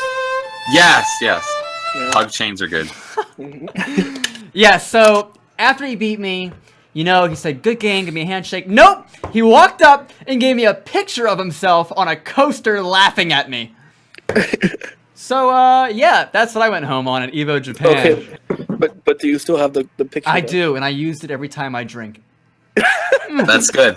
Every time. I feel like it's passive aggressively. You just like cover and smother his face with a drink. Oh, it is very much so. And then at Togaiki, I play against Shigoro, right? The best Mechanica, and I'm gonna body him, and I'm gonna get my rematch, and he beat me. I choked. I was so nervous. Yeah. Also, Ramen Bowl was in that list. Though. And Ramen Bowl, whatever. I lost. Anyway, U.S. Open. Here we go. Resolve's back against the Coil. He should have played at Evo Japan. Let's go. No, it's Griff. Griff is a better Coil, in my opinion. But you didn't hear it from me. Yeah. Yeah, I'll agree. Griff going double I'll nade. agree. This is something Chateau does as well, is use nade against Springman on Coil. Going as Dr. Coil, Resolve going as Springman. I think because of the deflect, I think a lot of people see Springman and they just assume, oh, explosions, that would be easy. I feel like we're seeing the Yeah, and punch pairing nades is hard with roasters because of the retract speed. Okay, wait, can you go back a little bit? Yeah. Let's go. Where he grabbed you. Ba-boom, Like, ba-boom, go ba-boom. back a little bit. Here we go. This is okay. Look, he purposely becomes invisible so you can't see the grab coming. And hits me with it. Yeah, genius. Yeah. I mean, like, there's not Like, much could have done. By the time you see it, And it it's was too late. curved using the nade, Yeah, so I couldn't true. punch parry it. Very smart. Mhm. Very smart. Now, this is just like the battle of the not homing arm. Yeah, so here you go. So you're seeing it's a mixture of choosing whether to block and to punch parry. So here I punch parry after I get out of this block here. And I'm trying to make it self-detonate on him. I'm trying at any point in time to just get a self-detonation. I want him to switch from nades, because it's making me uncomfortable. So I'm thinking if I can body him round 1, he'll switch off of it.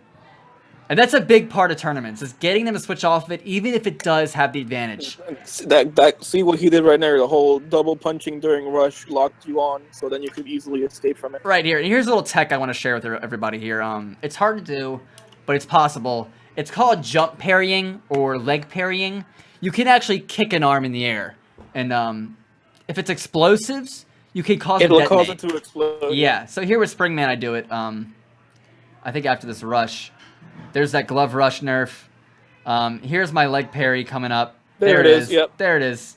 I end up getting hit by the second one, but it is effective. You know, it's great for mix-ups and great basically, for throwing if you off. clip the outer hitbox with anything, it'll count as an explosion. Right. Yeah, you can do that. I mean, yeah, it's all part of the footsies. Even on the ground, you can clip punches like that. And so the key to landing 100 damage there was, right now, as you see, I'm using these uncharged roasters. I'm throwing them off. Yeah, the first match has been charged roasters. Now I'm switching it up. Something that's like I feel is imperative when it comes to people is like people need to stop being greedy. Like what you're doing specifically, you're doing uncharged punches. You're slipping in 100 damage here and there. You're not even going for the 1-2. You're just okay. Let me land one hit here and there and stay safe.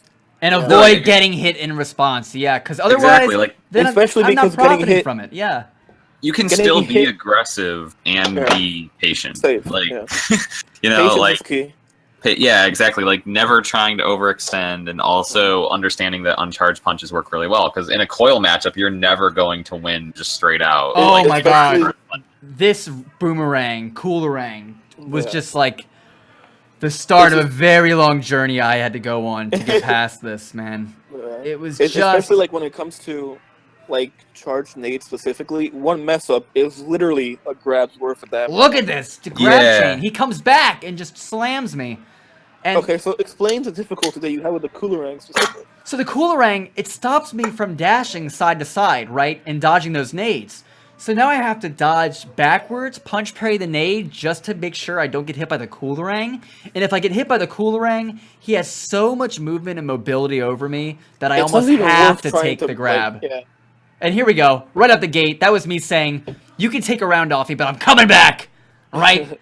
And you don't have control of the pace. Like, I can get control of these mix-ups with uncharged roasters and stuff. And I wanted that rush out of my pocket so I could get another one. I feel it's also, at least in this specific scenario, a weakness of Griff, is that he almost always never punched with uncharged punches. He always went for the charged punches and or the third arm. So it's like by you actively just punching with uncharged punches, you had the upper hand. Oh, I fell for that bait so hard there. And I thought that was my death. But here, I think I actually do. No. Here, I'm like, all right, focus. I just need to hit him. Focus on hitting him. He has to look up left here. Get him down. Wait. Can you go back a little bit to where, yeah, sure. When you hit him on wake up? This is what I meant by whole punching during the, like you're gonna hit him like really soon. You're gonna see the silhouette going up, and once like before/once it's going up. Right there he is. Like, right there. I see him going left. It's already going up. You have to like grab and or punch as soon as you see that little blue thing going up. And my punch is on the way. Yeah. Look at that. Yeah, well, I think another thing... Alright, so Chespin is asking, can someone explain to me why uncharged punches are good on the roaster? The reason why any uncharged punch can be good is just the fact that... People rely on charging a lot. Well, you can... Yeah, like, you have to actively charge by either shielding or jumping or just charging innately. And timings, yeah. And you can also throw out more uncharged punches than you can charge, because charge wears off and you need to charge up again. So if you just... Or you're comfortable with just throwing out uncharged punches, you throw an onslaught of arms at them before they can do anything. Especially if you do it safely, you could get 100 damage And not getting hit is better than like 140 damage and ending up getting hit. Or over, and a big thing is mix-ups and timings. The roaster's so fast when it's charged that maybe... Especially when they get used to uncharged punches. You mix them up a little bit with charged punches. Exactly. So maybe slipping to the left can dodge a charged roaster, but then slipping to the left, all of a sudden, wait, it's still coming. Why is it still coming? And then it hits you, right? Into that hit stun. And it's that uncharged roaster, that mix-up, that catches people off guard, especially Coil, who's used to dodging everything. Right? Yep. But then we're in that whole 25% state now, where you lose that mix-up potential a little bit slightly. So now it's all about blocking and not getting hit by that 1-2 combo he's doing right now, right? Yeah. And even after the explosion, takes up so much space, so much time. The curve that the nade has, as combined with the curve of the boomerang, is extremely scary in that sense. So scary, and you're gonna want to try and hit Coil on her. When she's going up in altitude, when she's moving up and moving towards you. Especially because specifically roasters, for some reason, compared to other arms, they go straight up. They shoot straight up. So good at tracking. It's very strange too. It could be like right on top of you, and the roaster doesn't care. It's just gonna be like, boop, there we go. You're on top. Like, it's not gonna hit you. So here we're on Sky Arena, and I'm like right now as I'm watching this, I'm like, I would want to kill myself because she has the upper hand. But I remember thinking... Speaking of uncharged punches, Scully, uncharged? Is stupid. Is dumb. Like, you can spam them so well. If you're on a character that can, like, stop yourself from being punished, like, I think it works best on, honestly, like, a heavy character almost. Because, like, they can abuse super armor with the Scully. Because, like... Yeah. Coil uses it super well because she's really hard to punish.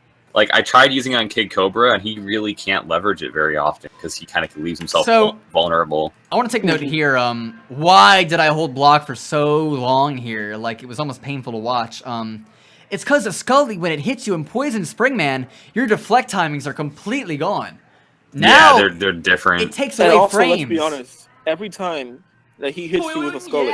He expects you to dash, so he's gonna try to hit you again with it, and it's just an endless chain of just nicks over and over again. So it's just amazing. Blocking and just blocking, making sure that doesn't happen. Yeah, Kishan asks, why did I have the toaster equipped? Great question. That's because Griff also plays one of the best mummies in the world. Yeah. And at any moment he could switch when he loses, and I wanted to be ready for that. Yep. You have to be. And a roaster against a mummy's shield is certain death. Yeah. Saturn Bard has taught me that pretty well. Saturn Bard. That's why we like toasters, boys. That's why we prefer toasters. That retract speed's I prefer Roaster as a Kid Cobra, but the character's different. Look at these Scullys, just like homing missiles coming at my head.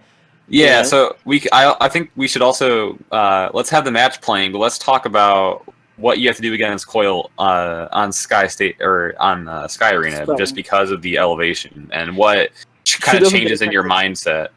Right, you're gonna want that center ground because it gives you the height advantage. Not even advantage, just puts you on equal footing almost. I can't imagine how hard it would be to get back on center ground when she has like the plans over the control. Yeah, what you want to do is want to shield parry into a jump forward after blocking that Scully in hopes that you can dodge it once you're back up. Like, look at that speed, man. I can't even get back up. It's just like, man. Especially like with the verticality. Like, Scully's a light arm, but because of Coil's, like, different angles, she's able to just hit them regardless of the punches you have. And so smart by Griff to use the Kablammer to stop me from getting back up. Yeah, it's very rare that you'll be able to punch parry a Scully from a Coil just because of the elevation. Yeah. And so I switched to Tri-Blast here in hopes I can try and get some zoning here, try and put some pressure where I couldn't before, and get some rush confirms I wasn't able to get, like right there. Mm-hmm. Here is where I put some pressure on with that Tri-Blast. But man, it just goes under her and over her, and I'm like, please just hit her! Please just hit the shield! I like how, like, when Gore and myself are talking about our match, we're, like, very monotone, and then, like, Resolve is just the one screaming. Because I just remember screaming in my head during the whole time. Yeah. Can you get back to where he rushed you? Because that's a good example of, like, arm oscillation. Yeah, sure. What we mean. Right here? So basically, like right here. There, Scully to the left. Hit you.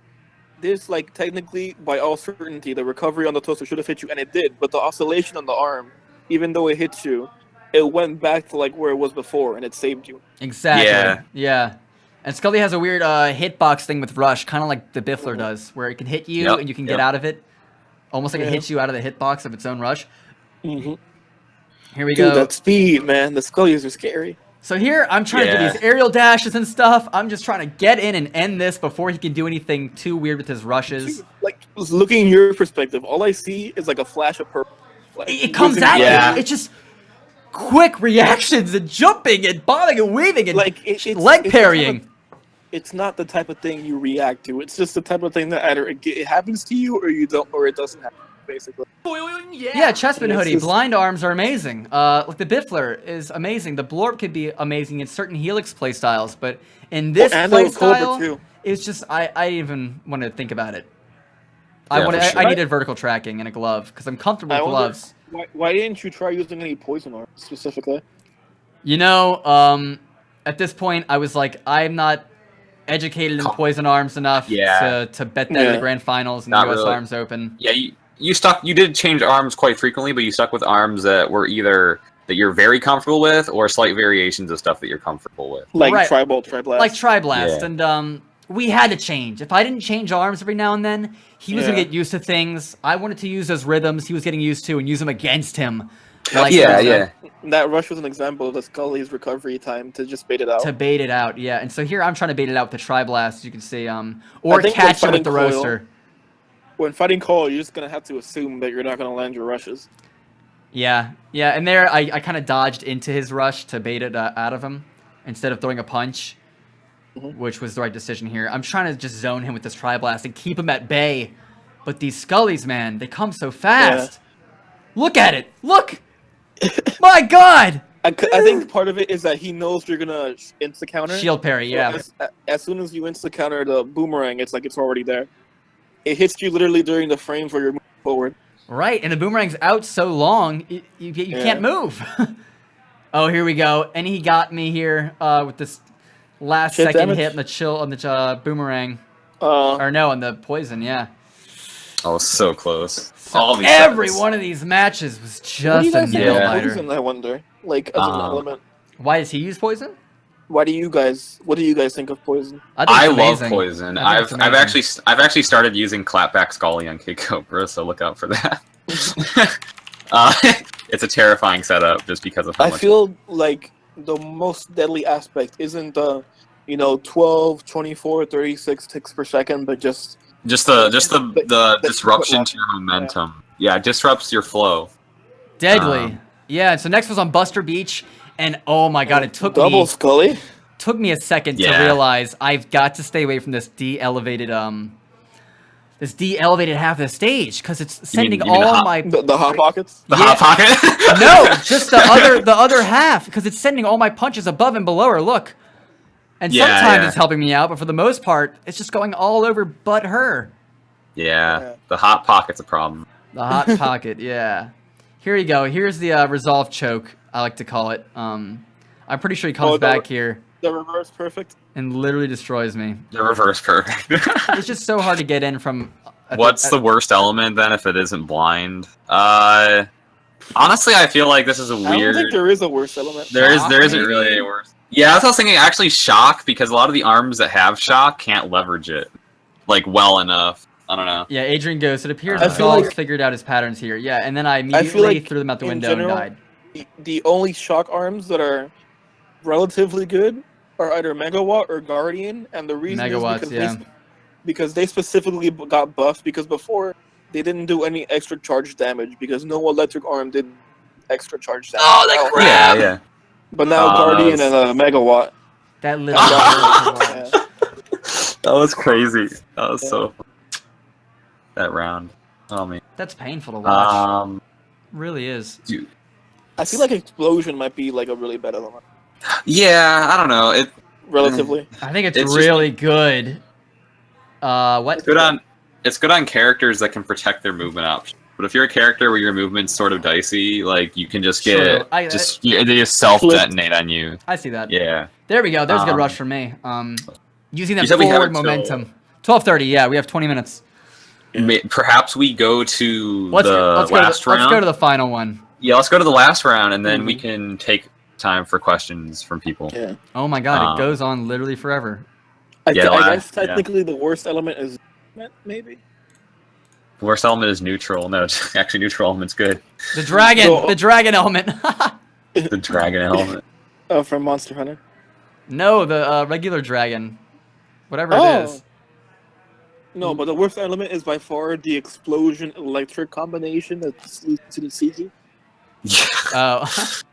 Seeky, man. Yeah, so here I went nades because they provide a lot of versatility in the neutral for uncharged punches, but self-destruct. And the grabs are amazing on nades. And that curve, look at that curve. So it gave me a lot of options here, and the rush is not bad. But why did you choose it now here specifically? Because after all this time, he was used to dodging things like the Seeky, or not the Seeky, the Roaster, the Tri-Blast. The Seeky. He was used to dodging all that, and the nade is like a completely new thing in terms of how to dodge it. So I was like, oh my god, that Tri-Blast, you went over it. I landed it, but oh my god, that's quite a nutshell though. Mm-hmm. Yeah, so here you're like, thanks for the bits, Nero Senpai. Thanks, Nero. Thanks for the bits, man. Thank you, Nero. Greatly appreciated. But yeah, the nades, I was like, it's a mix-up. And at this point, I think mix-ups are going to win it. There's that rush confirm I needed to win that round. That was beautiful. Yeah. And then I'm like, I'm like, screw it. I'm Oh. going for the kill, baby. I went in. And I didn't get the kill. But it was satisfying. In terms of the rush, I felt like if Nero hadn't used Brand, you would not have done that rush. No, definitely not, because Glove Rush is just complete ass. Like you needed that. I want to emphasize just how bad Glove Rush is, because we're about to see in its true form how bad it is against Coil. Oh my god! Like, I almost lost. The U.S. Open because of just how bad Glove Rush is. I said it too, and I did it. I went Glove Rush. But yeah, look at this. He's stopping me from doing 1-2s, and I need 1-2s to hit her, because that boomerang is catching me if I throw a second punch. Yeah, Griff's pressure game is just stupid good. Specifically what happened is an example of Coil not having jumping lag and other characters' jumps being a liability. Exactly. Like, if I were to try to punish Resolve with Kid Cobra there, I wouldn't have been able to, because I would have had to deal with my landing at lag. But like with Coil, it's just like, nope, I can just move in and then get my rush off. So here, I actually thought I could take this back. I was actually considering using my rush when I got him in the corner here. Because if anyone's played a max brass when they're at 10%, you know this could happen if you hold block. But wait, wasn't this the last game? You kind of had to take it back. Look at this. Look at this. You didn't really have a choice. No, this is not the last round. Yeah, it's 2-2. Yeah, not the last round though. It's not the last round. So now it's 1-1. That's right. Yeah, you're right. Now it's whoever wins this round is your champion. But we all know what happened in this round. And so I went, all right. The infamous roasters, round. I'm comfortable with these. I know how to hit Coil with these. Like right there, I'm comfortable with it. And I can use the rush pretty reliably. Yeah. No, we don't know what to draw yet, guys. Come on. Come on, yeah. Yeah, we have no idea. No idea what's coming up. Not at all. I think the fact that's like really impressive is like Griff is essentially doing like similar stuff to what Nobi and Resolve were doing, where like he has a disadvantage by having a curving arm and a light arm, but he's able to use his movement options, and coils are freaking good, and like using the light arm angles to. I like how like part of the reason is just coils are freaking good. Yeah, I mean that's a fair reason. Like, like you can get away with light arms really easily. There it is, dodging into the rush purposefully to block it. I like how you deflected the grab and did nothing to bait it out. Yeah. Yeah. So I'm just kind of playing my. What was that? Can you go back a little bit? Like, yeah. What's up? That block was like a little bit of a wavering block. Like, can you go back? Yeah. So when you were here, like you see it waver a little bit. Oh yeah. Yeah. I'm like, I've got to keep it down. I'm like, come on. You were a bit indecisive in that block. We are literally in ultra instinct mode here, trying to bait each other out in between block frames and stuff. Look how did none of those punches hit? Look at this. The angle of Scrapyard saved you from that boomerang. So notice how Oh, never mind. I went away from it. But basically, whoever wins this rush wins. So I'm like, all right, got to use it when I know I can land it. So this next punch, he throws a Tri-Blast here. I jump over it. I rush. And what happens? Blocked. Oh. Glove rush, baby. Dude. Oh my god. That was so scary. That deflect on the roaster rush. Ah! Draw! There it is. And I love how the commentator was like, "Who wins?" I'm gonna go back to that actually to play the commentators. Let's see who wins. It's a draw! It's a draw! Unbelievable. I like how I'm like the least hype commentator though, because like if this was me commentating, I'd be like, oh, okay, it was a draw, and then like moving on. Disappointed.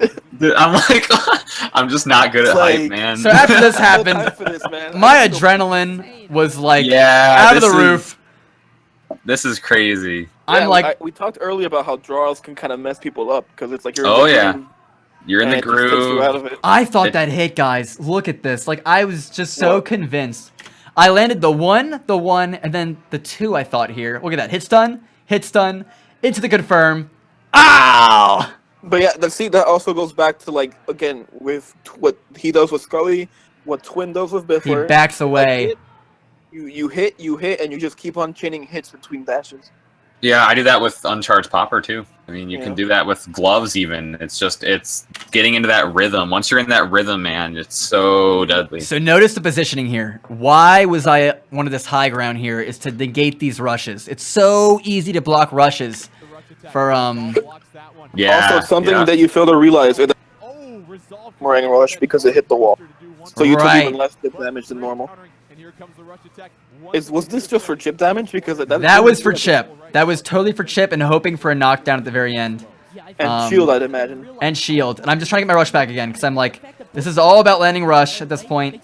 Chip damage will win the game here, like the last one. Literally. So it's all about, look at this. But I just want to emphasize, like, I'm not missing these roasters. He's just blocking them. I'm landing these hits with these roasters every time you get this chip damage, right? Like all these charged roasters are targeted towards either the Tri-Blast or him. Well, they don't do chip damage if they're uncharged. Right, but the charged ones, a lot of them are landing. And when they're not, I'm like, there we go, baiting that rush at the corner. I did that in the first 2 GGP as well. Wait, can you go back a little bit before he rushed? You also like did a roaster in between the Boomerang and the Tri-Blast, like right here. Like right there, yeah. Do you guys see what happened? It happened so fast. Bloop, wait. There you go. There it is. Yeah, that was impressive. And I think he was expecting a 1-2, which is what he was, yeah. Yeah, he was expecting to hit that, so that's why he went with rush. And then I wait for the explosion, and I thought he was going to throw the Boomerang, and he didn't. So I get the chip, I get his elevation here. Oof, 150, and then the infamous, the famous 10 seconds left. Oh. And then here it comes, punch parry the Boomerang! That's it! That's the arms You're US! Damn! Yeah. I should have blocked. It's actually something that it's funny because nobody ever challenges with arm coil. And like that could have cost you the game. It totally could have, but I wanted the kill, man. Yeah. I wanted to see the KO. Yeah, using roasters there saved me. I could have won that if I went nade. Yeah. Guys, but like, seriously, Griff could have won that. Like, oh yeah, that was so that was close. Anyone's game. Yeah, he deserves it just as much as I do. Yep. Seriously. So what are some questions that people have? I'm curious. Yeah, feel free to ask your questions now because we've got about 15 minutes. Yeah, closing questions. And also just thank you guys for coming out and joining us. This was a lot of fun. I'm glad we were able to do this because there really aren't a lot of ARMS analysis videos, if any, out there. We should do this more often. Not gonna... I think so. I think we should definitely get together and do some more analyses. I did get the art. Yes, Skitty Cream. Even if it's not just like tournament specific, we could just like do or something and analyze that. Or just yeah, exactly. Because I feel like this is how, as a community, a lot of people are going to learn. Get educated. Yeah, get educated, and also the ability to ask us questions if you have anything in the game, and we can kind of help you along. Yes, Keyshawn. After I won, I did cry. It was immediate. I have a question from Arms University. I have a question from Savage. Savage is awesome. Savage is awesome. That was his question? He said just say Savage is awesome. So okay. Thanks, Savage. I'm pretty sure he's right outside this door, but What? All right. Adrian asked, "What patterns did you notice in Griff's play? Was he backing away a lot, aggroing more than normal?" I think that honestly, I think the pattern that I noticed in Griff's play in his sets. Well, charging punches always, and also like he had this pattern where he would go like forward with one push, and then he would back away, and then he would go like forward again, and it was just like this constant back and forth struggle where I think that Resolve started to pick up. He does that because of verticality, from what I'm Yeah, and Resolve didn't necessarily know exactly which way Griff was going to go, but he at least understood where he could predict, and that's where he landed most of his punch. Yeah, being able to know when Griff was going to elevate and put pressure on me really helped, but it was so hard to land anything because Griff was making me play this game that was a distance game, like mid to long range, using that Tri-Blast to zone me, and the Coolerang and the Boomerang to prevent me from double punching. Such a good job of picking what arms are using. Like, seriously, go back and watch, and within the first 3 rounds of the entire set, Griff knows what set is going to take him to the last round. Like, being able to analyze the match while you're playing is what took Griff to the last round, and me to the last round. Being able to do analysis like we're doing right now, but in the midst of fight, in the midst of rounds, you have those 10 seconds in between rounds to say, okay, what happened? What didn't work? What worked? That's what goes. Work? That's what goes through all of our heads, and that's what we always think about. All right, so Fancy Turtle asked, "How do you know when it's best to use uncharged punches over charged punches?" I would say there are some scenarios where I think uncharged punches help so much, and one of those is like if you need to create distance or you feel like you're losing momentum, uncharged punches can help mitigate a situation and get back. I feel it's just the unexpected, abrupt nature of canceling a full dash and punching at the same time. It's like it feels very unnatural and not smooth that gets people, I would say. Yeah, but I feel like uncharged punches, because you can throw them out so frequently, you can great for building rush, go back to neutral a bit and make the distance. All right, so let's see. Not including yourself into the equation, who did you think would have won before the actual Open began? Who did I think? Really, I thought Gore, Pineapple, one of you two. Yeah, I really thought, I was like, one of those guys are going to take the whole thing. Once I lost, I thought I was going to Pineapple or Griff. Yeah. I was thinking... What? Gore, what did you say? We don't talk about that. Did you say you thought Pineapple Griff was going to win the whole thing, not me? Well, yeah, I think you did. How do I kick Gore from my team? You can't. I'm sorry. I was thinking... Well, you know what, Gore? At least I didn't lose round 1. Yeah. The shots fired. My heart. I honestly thought after... I felt like you were just like not a question. That's why I didn't mention it. Okay. What was I gonna say? I actually thought like after Twins in performance from Ramen Bowl 4, I actually thought he stood a really good chance. Yeah, me too. So that was really intimidating. Who? Who did you say? I said Twin Twin. His performance because like Ramen Bowl was the week before, and Ramen Bowl Twin showed like insane jump in like what was possible with Lollipop, and I was like, that's really intimidating. So I thought Twin had a good shot at it. Wait, did we ever see Griff versus Sturro? We did not. We didn't have time, I don't think. Fair enough. No. We should maybe go back to that though, because I want to see. I think analyzing some of Sir Rose's gameplay is a good idea. Yeah. We got 9 minutes to do a hot little. Okay, meanwhile, keep on that. Yeah, let's see. I'm looking at questions. How important or useful is it to switch your left arm with your right, considering it was never used in these matches? I think it's difficult. Honestly, I think it really is difficult to be. I feel like more of like a left brain, right brain situation. Like even if it's objectively better to switch your arms, I feel like you'll probably do worse if you do that because your body is just not like used to that in general.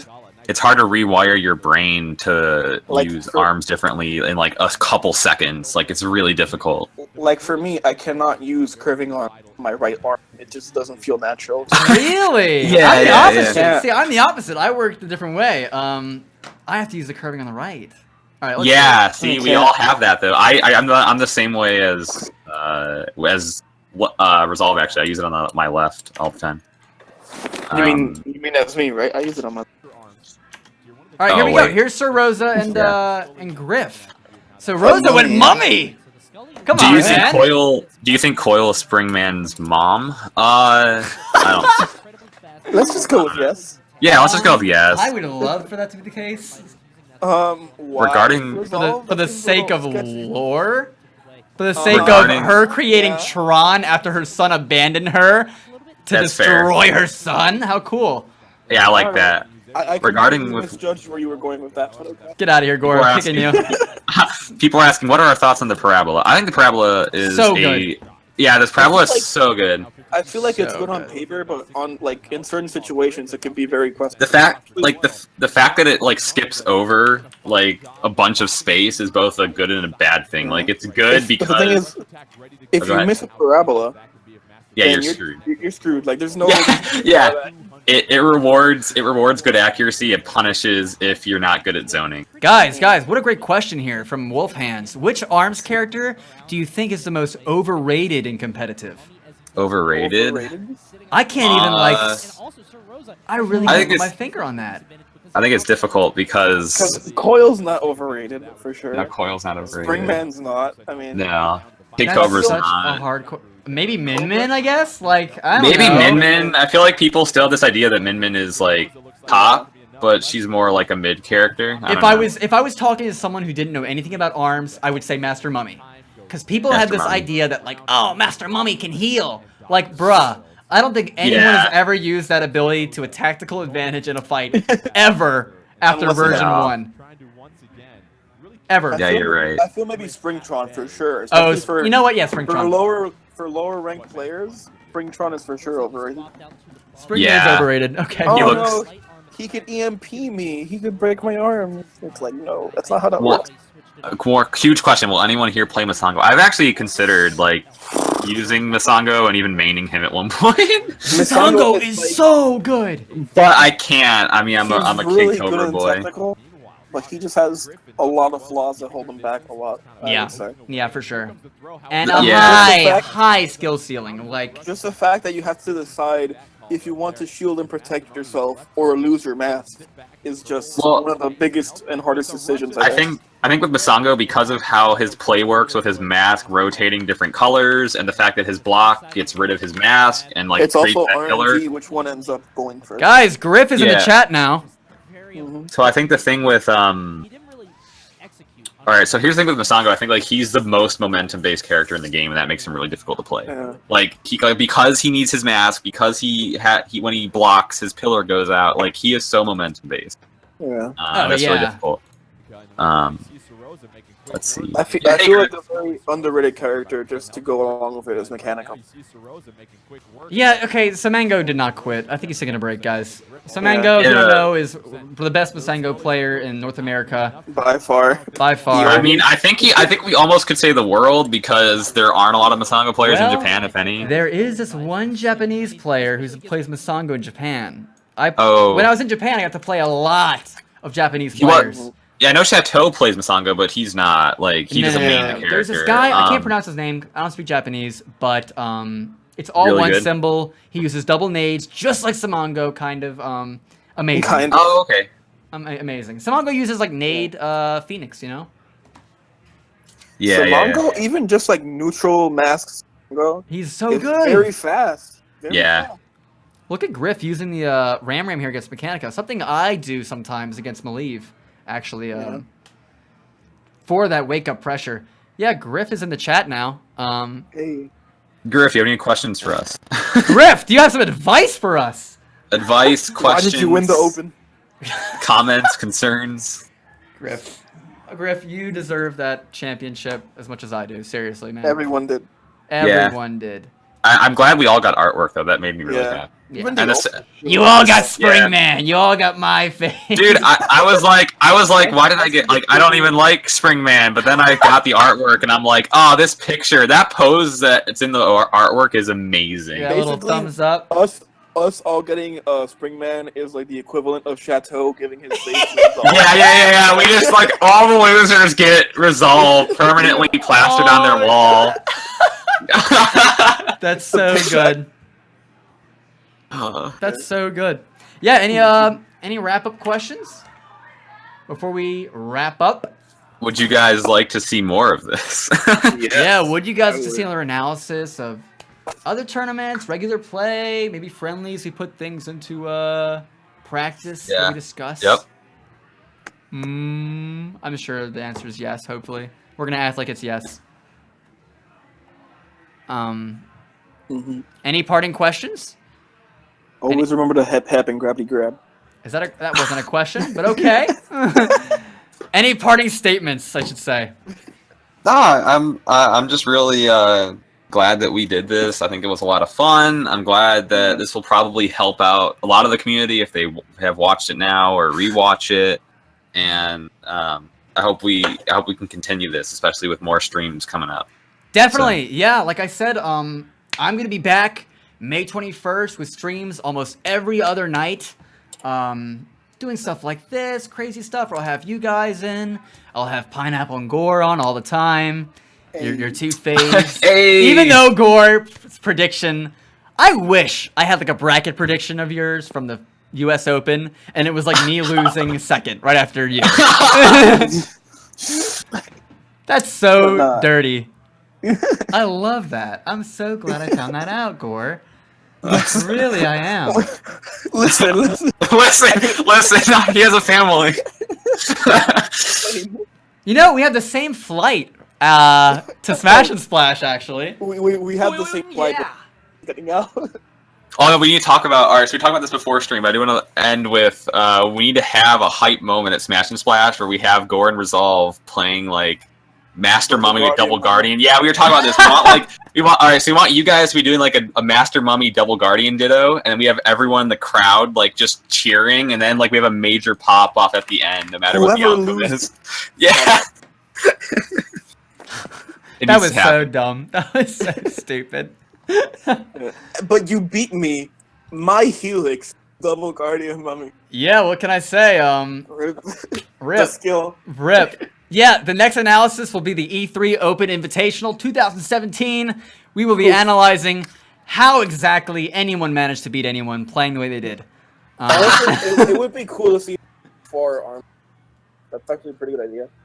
Yeah. Actually, it would be kind of. Maybe we could do like a small session and look at like beginning arms play and the differences. Be kind of funny, yeah. Like, all right, how much we've grown, right? Actually, one set that I think would be interesting to analyze was Soul versus NC Jacob at the end of the 2DG saga. Yeah, no, definitely. That was actually a really cool matchup. He did play really well. Yeah, it was a solid thing. Yeah, Rip Soul. Moment of silence for Soul.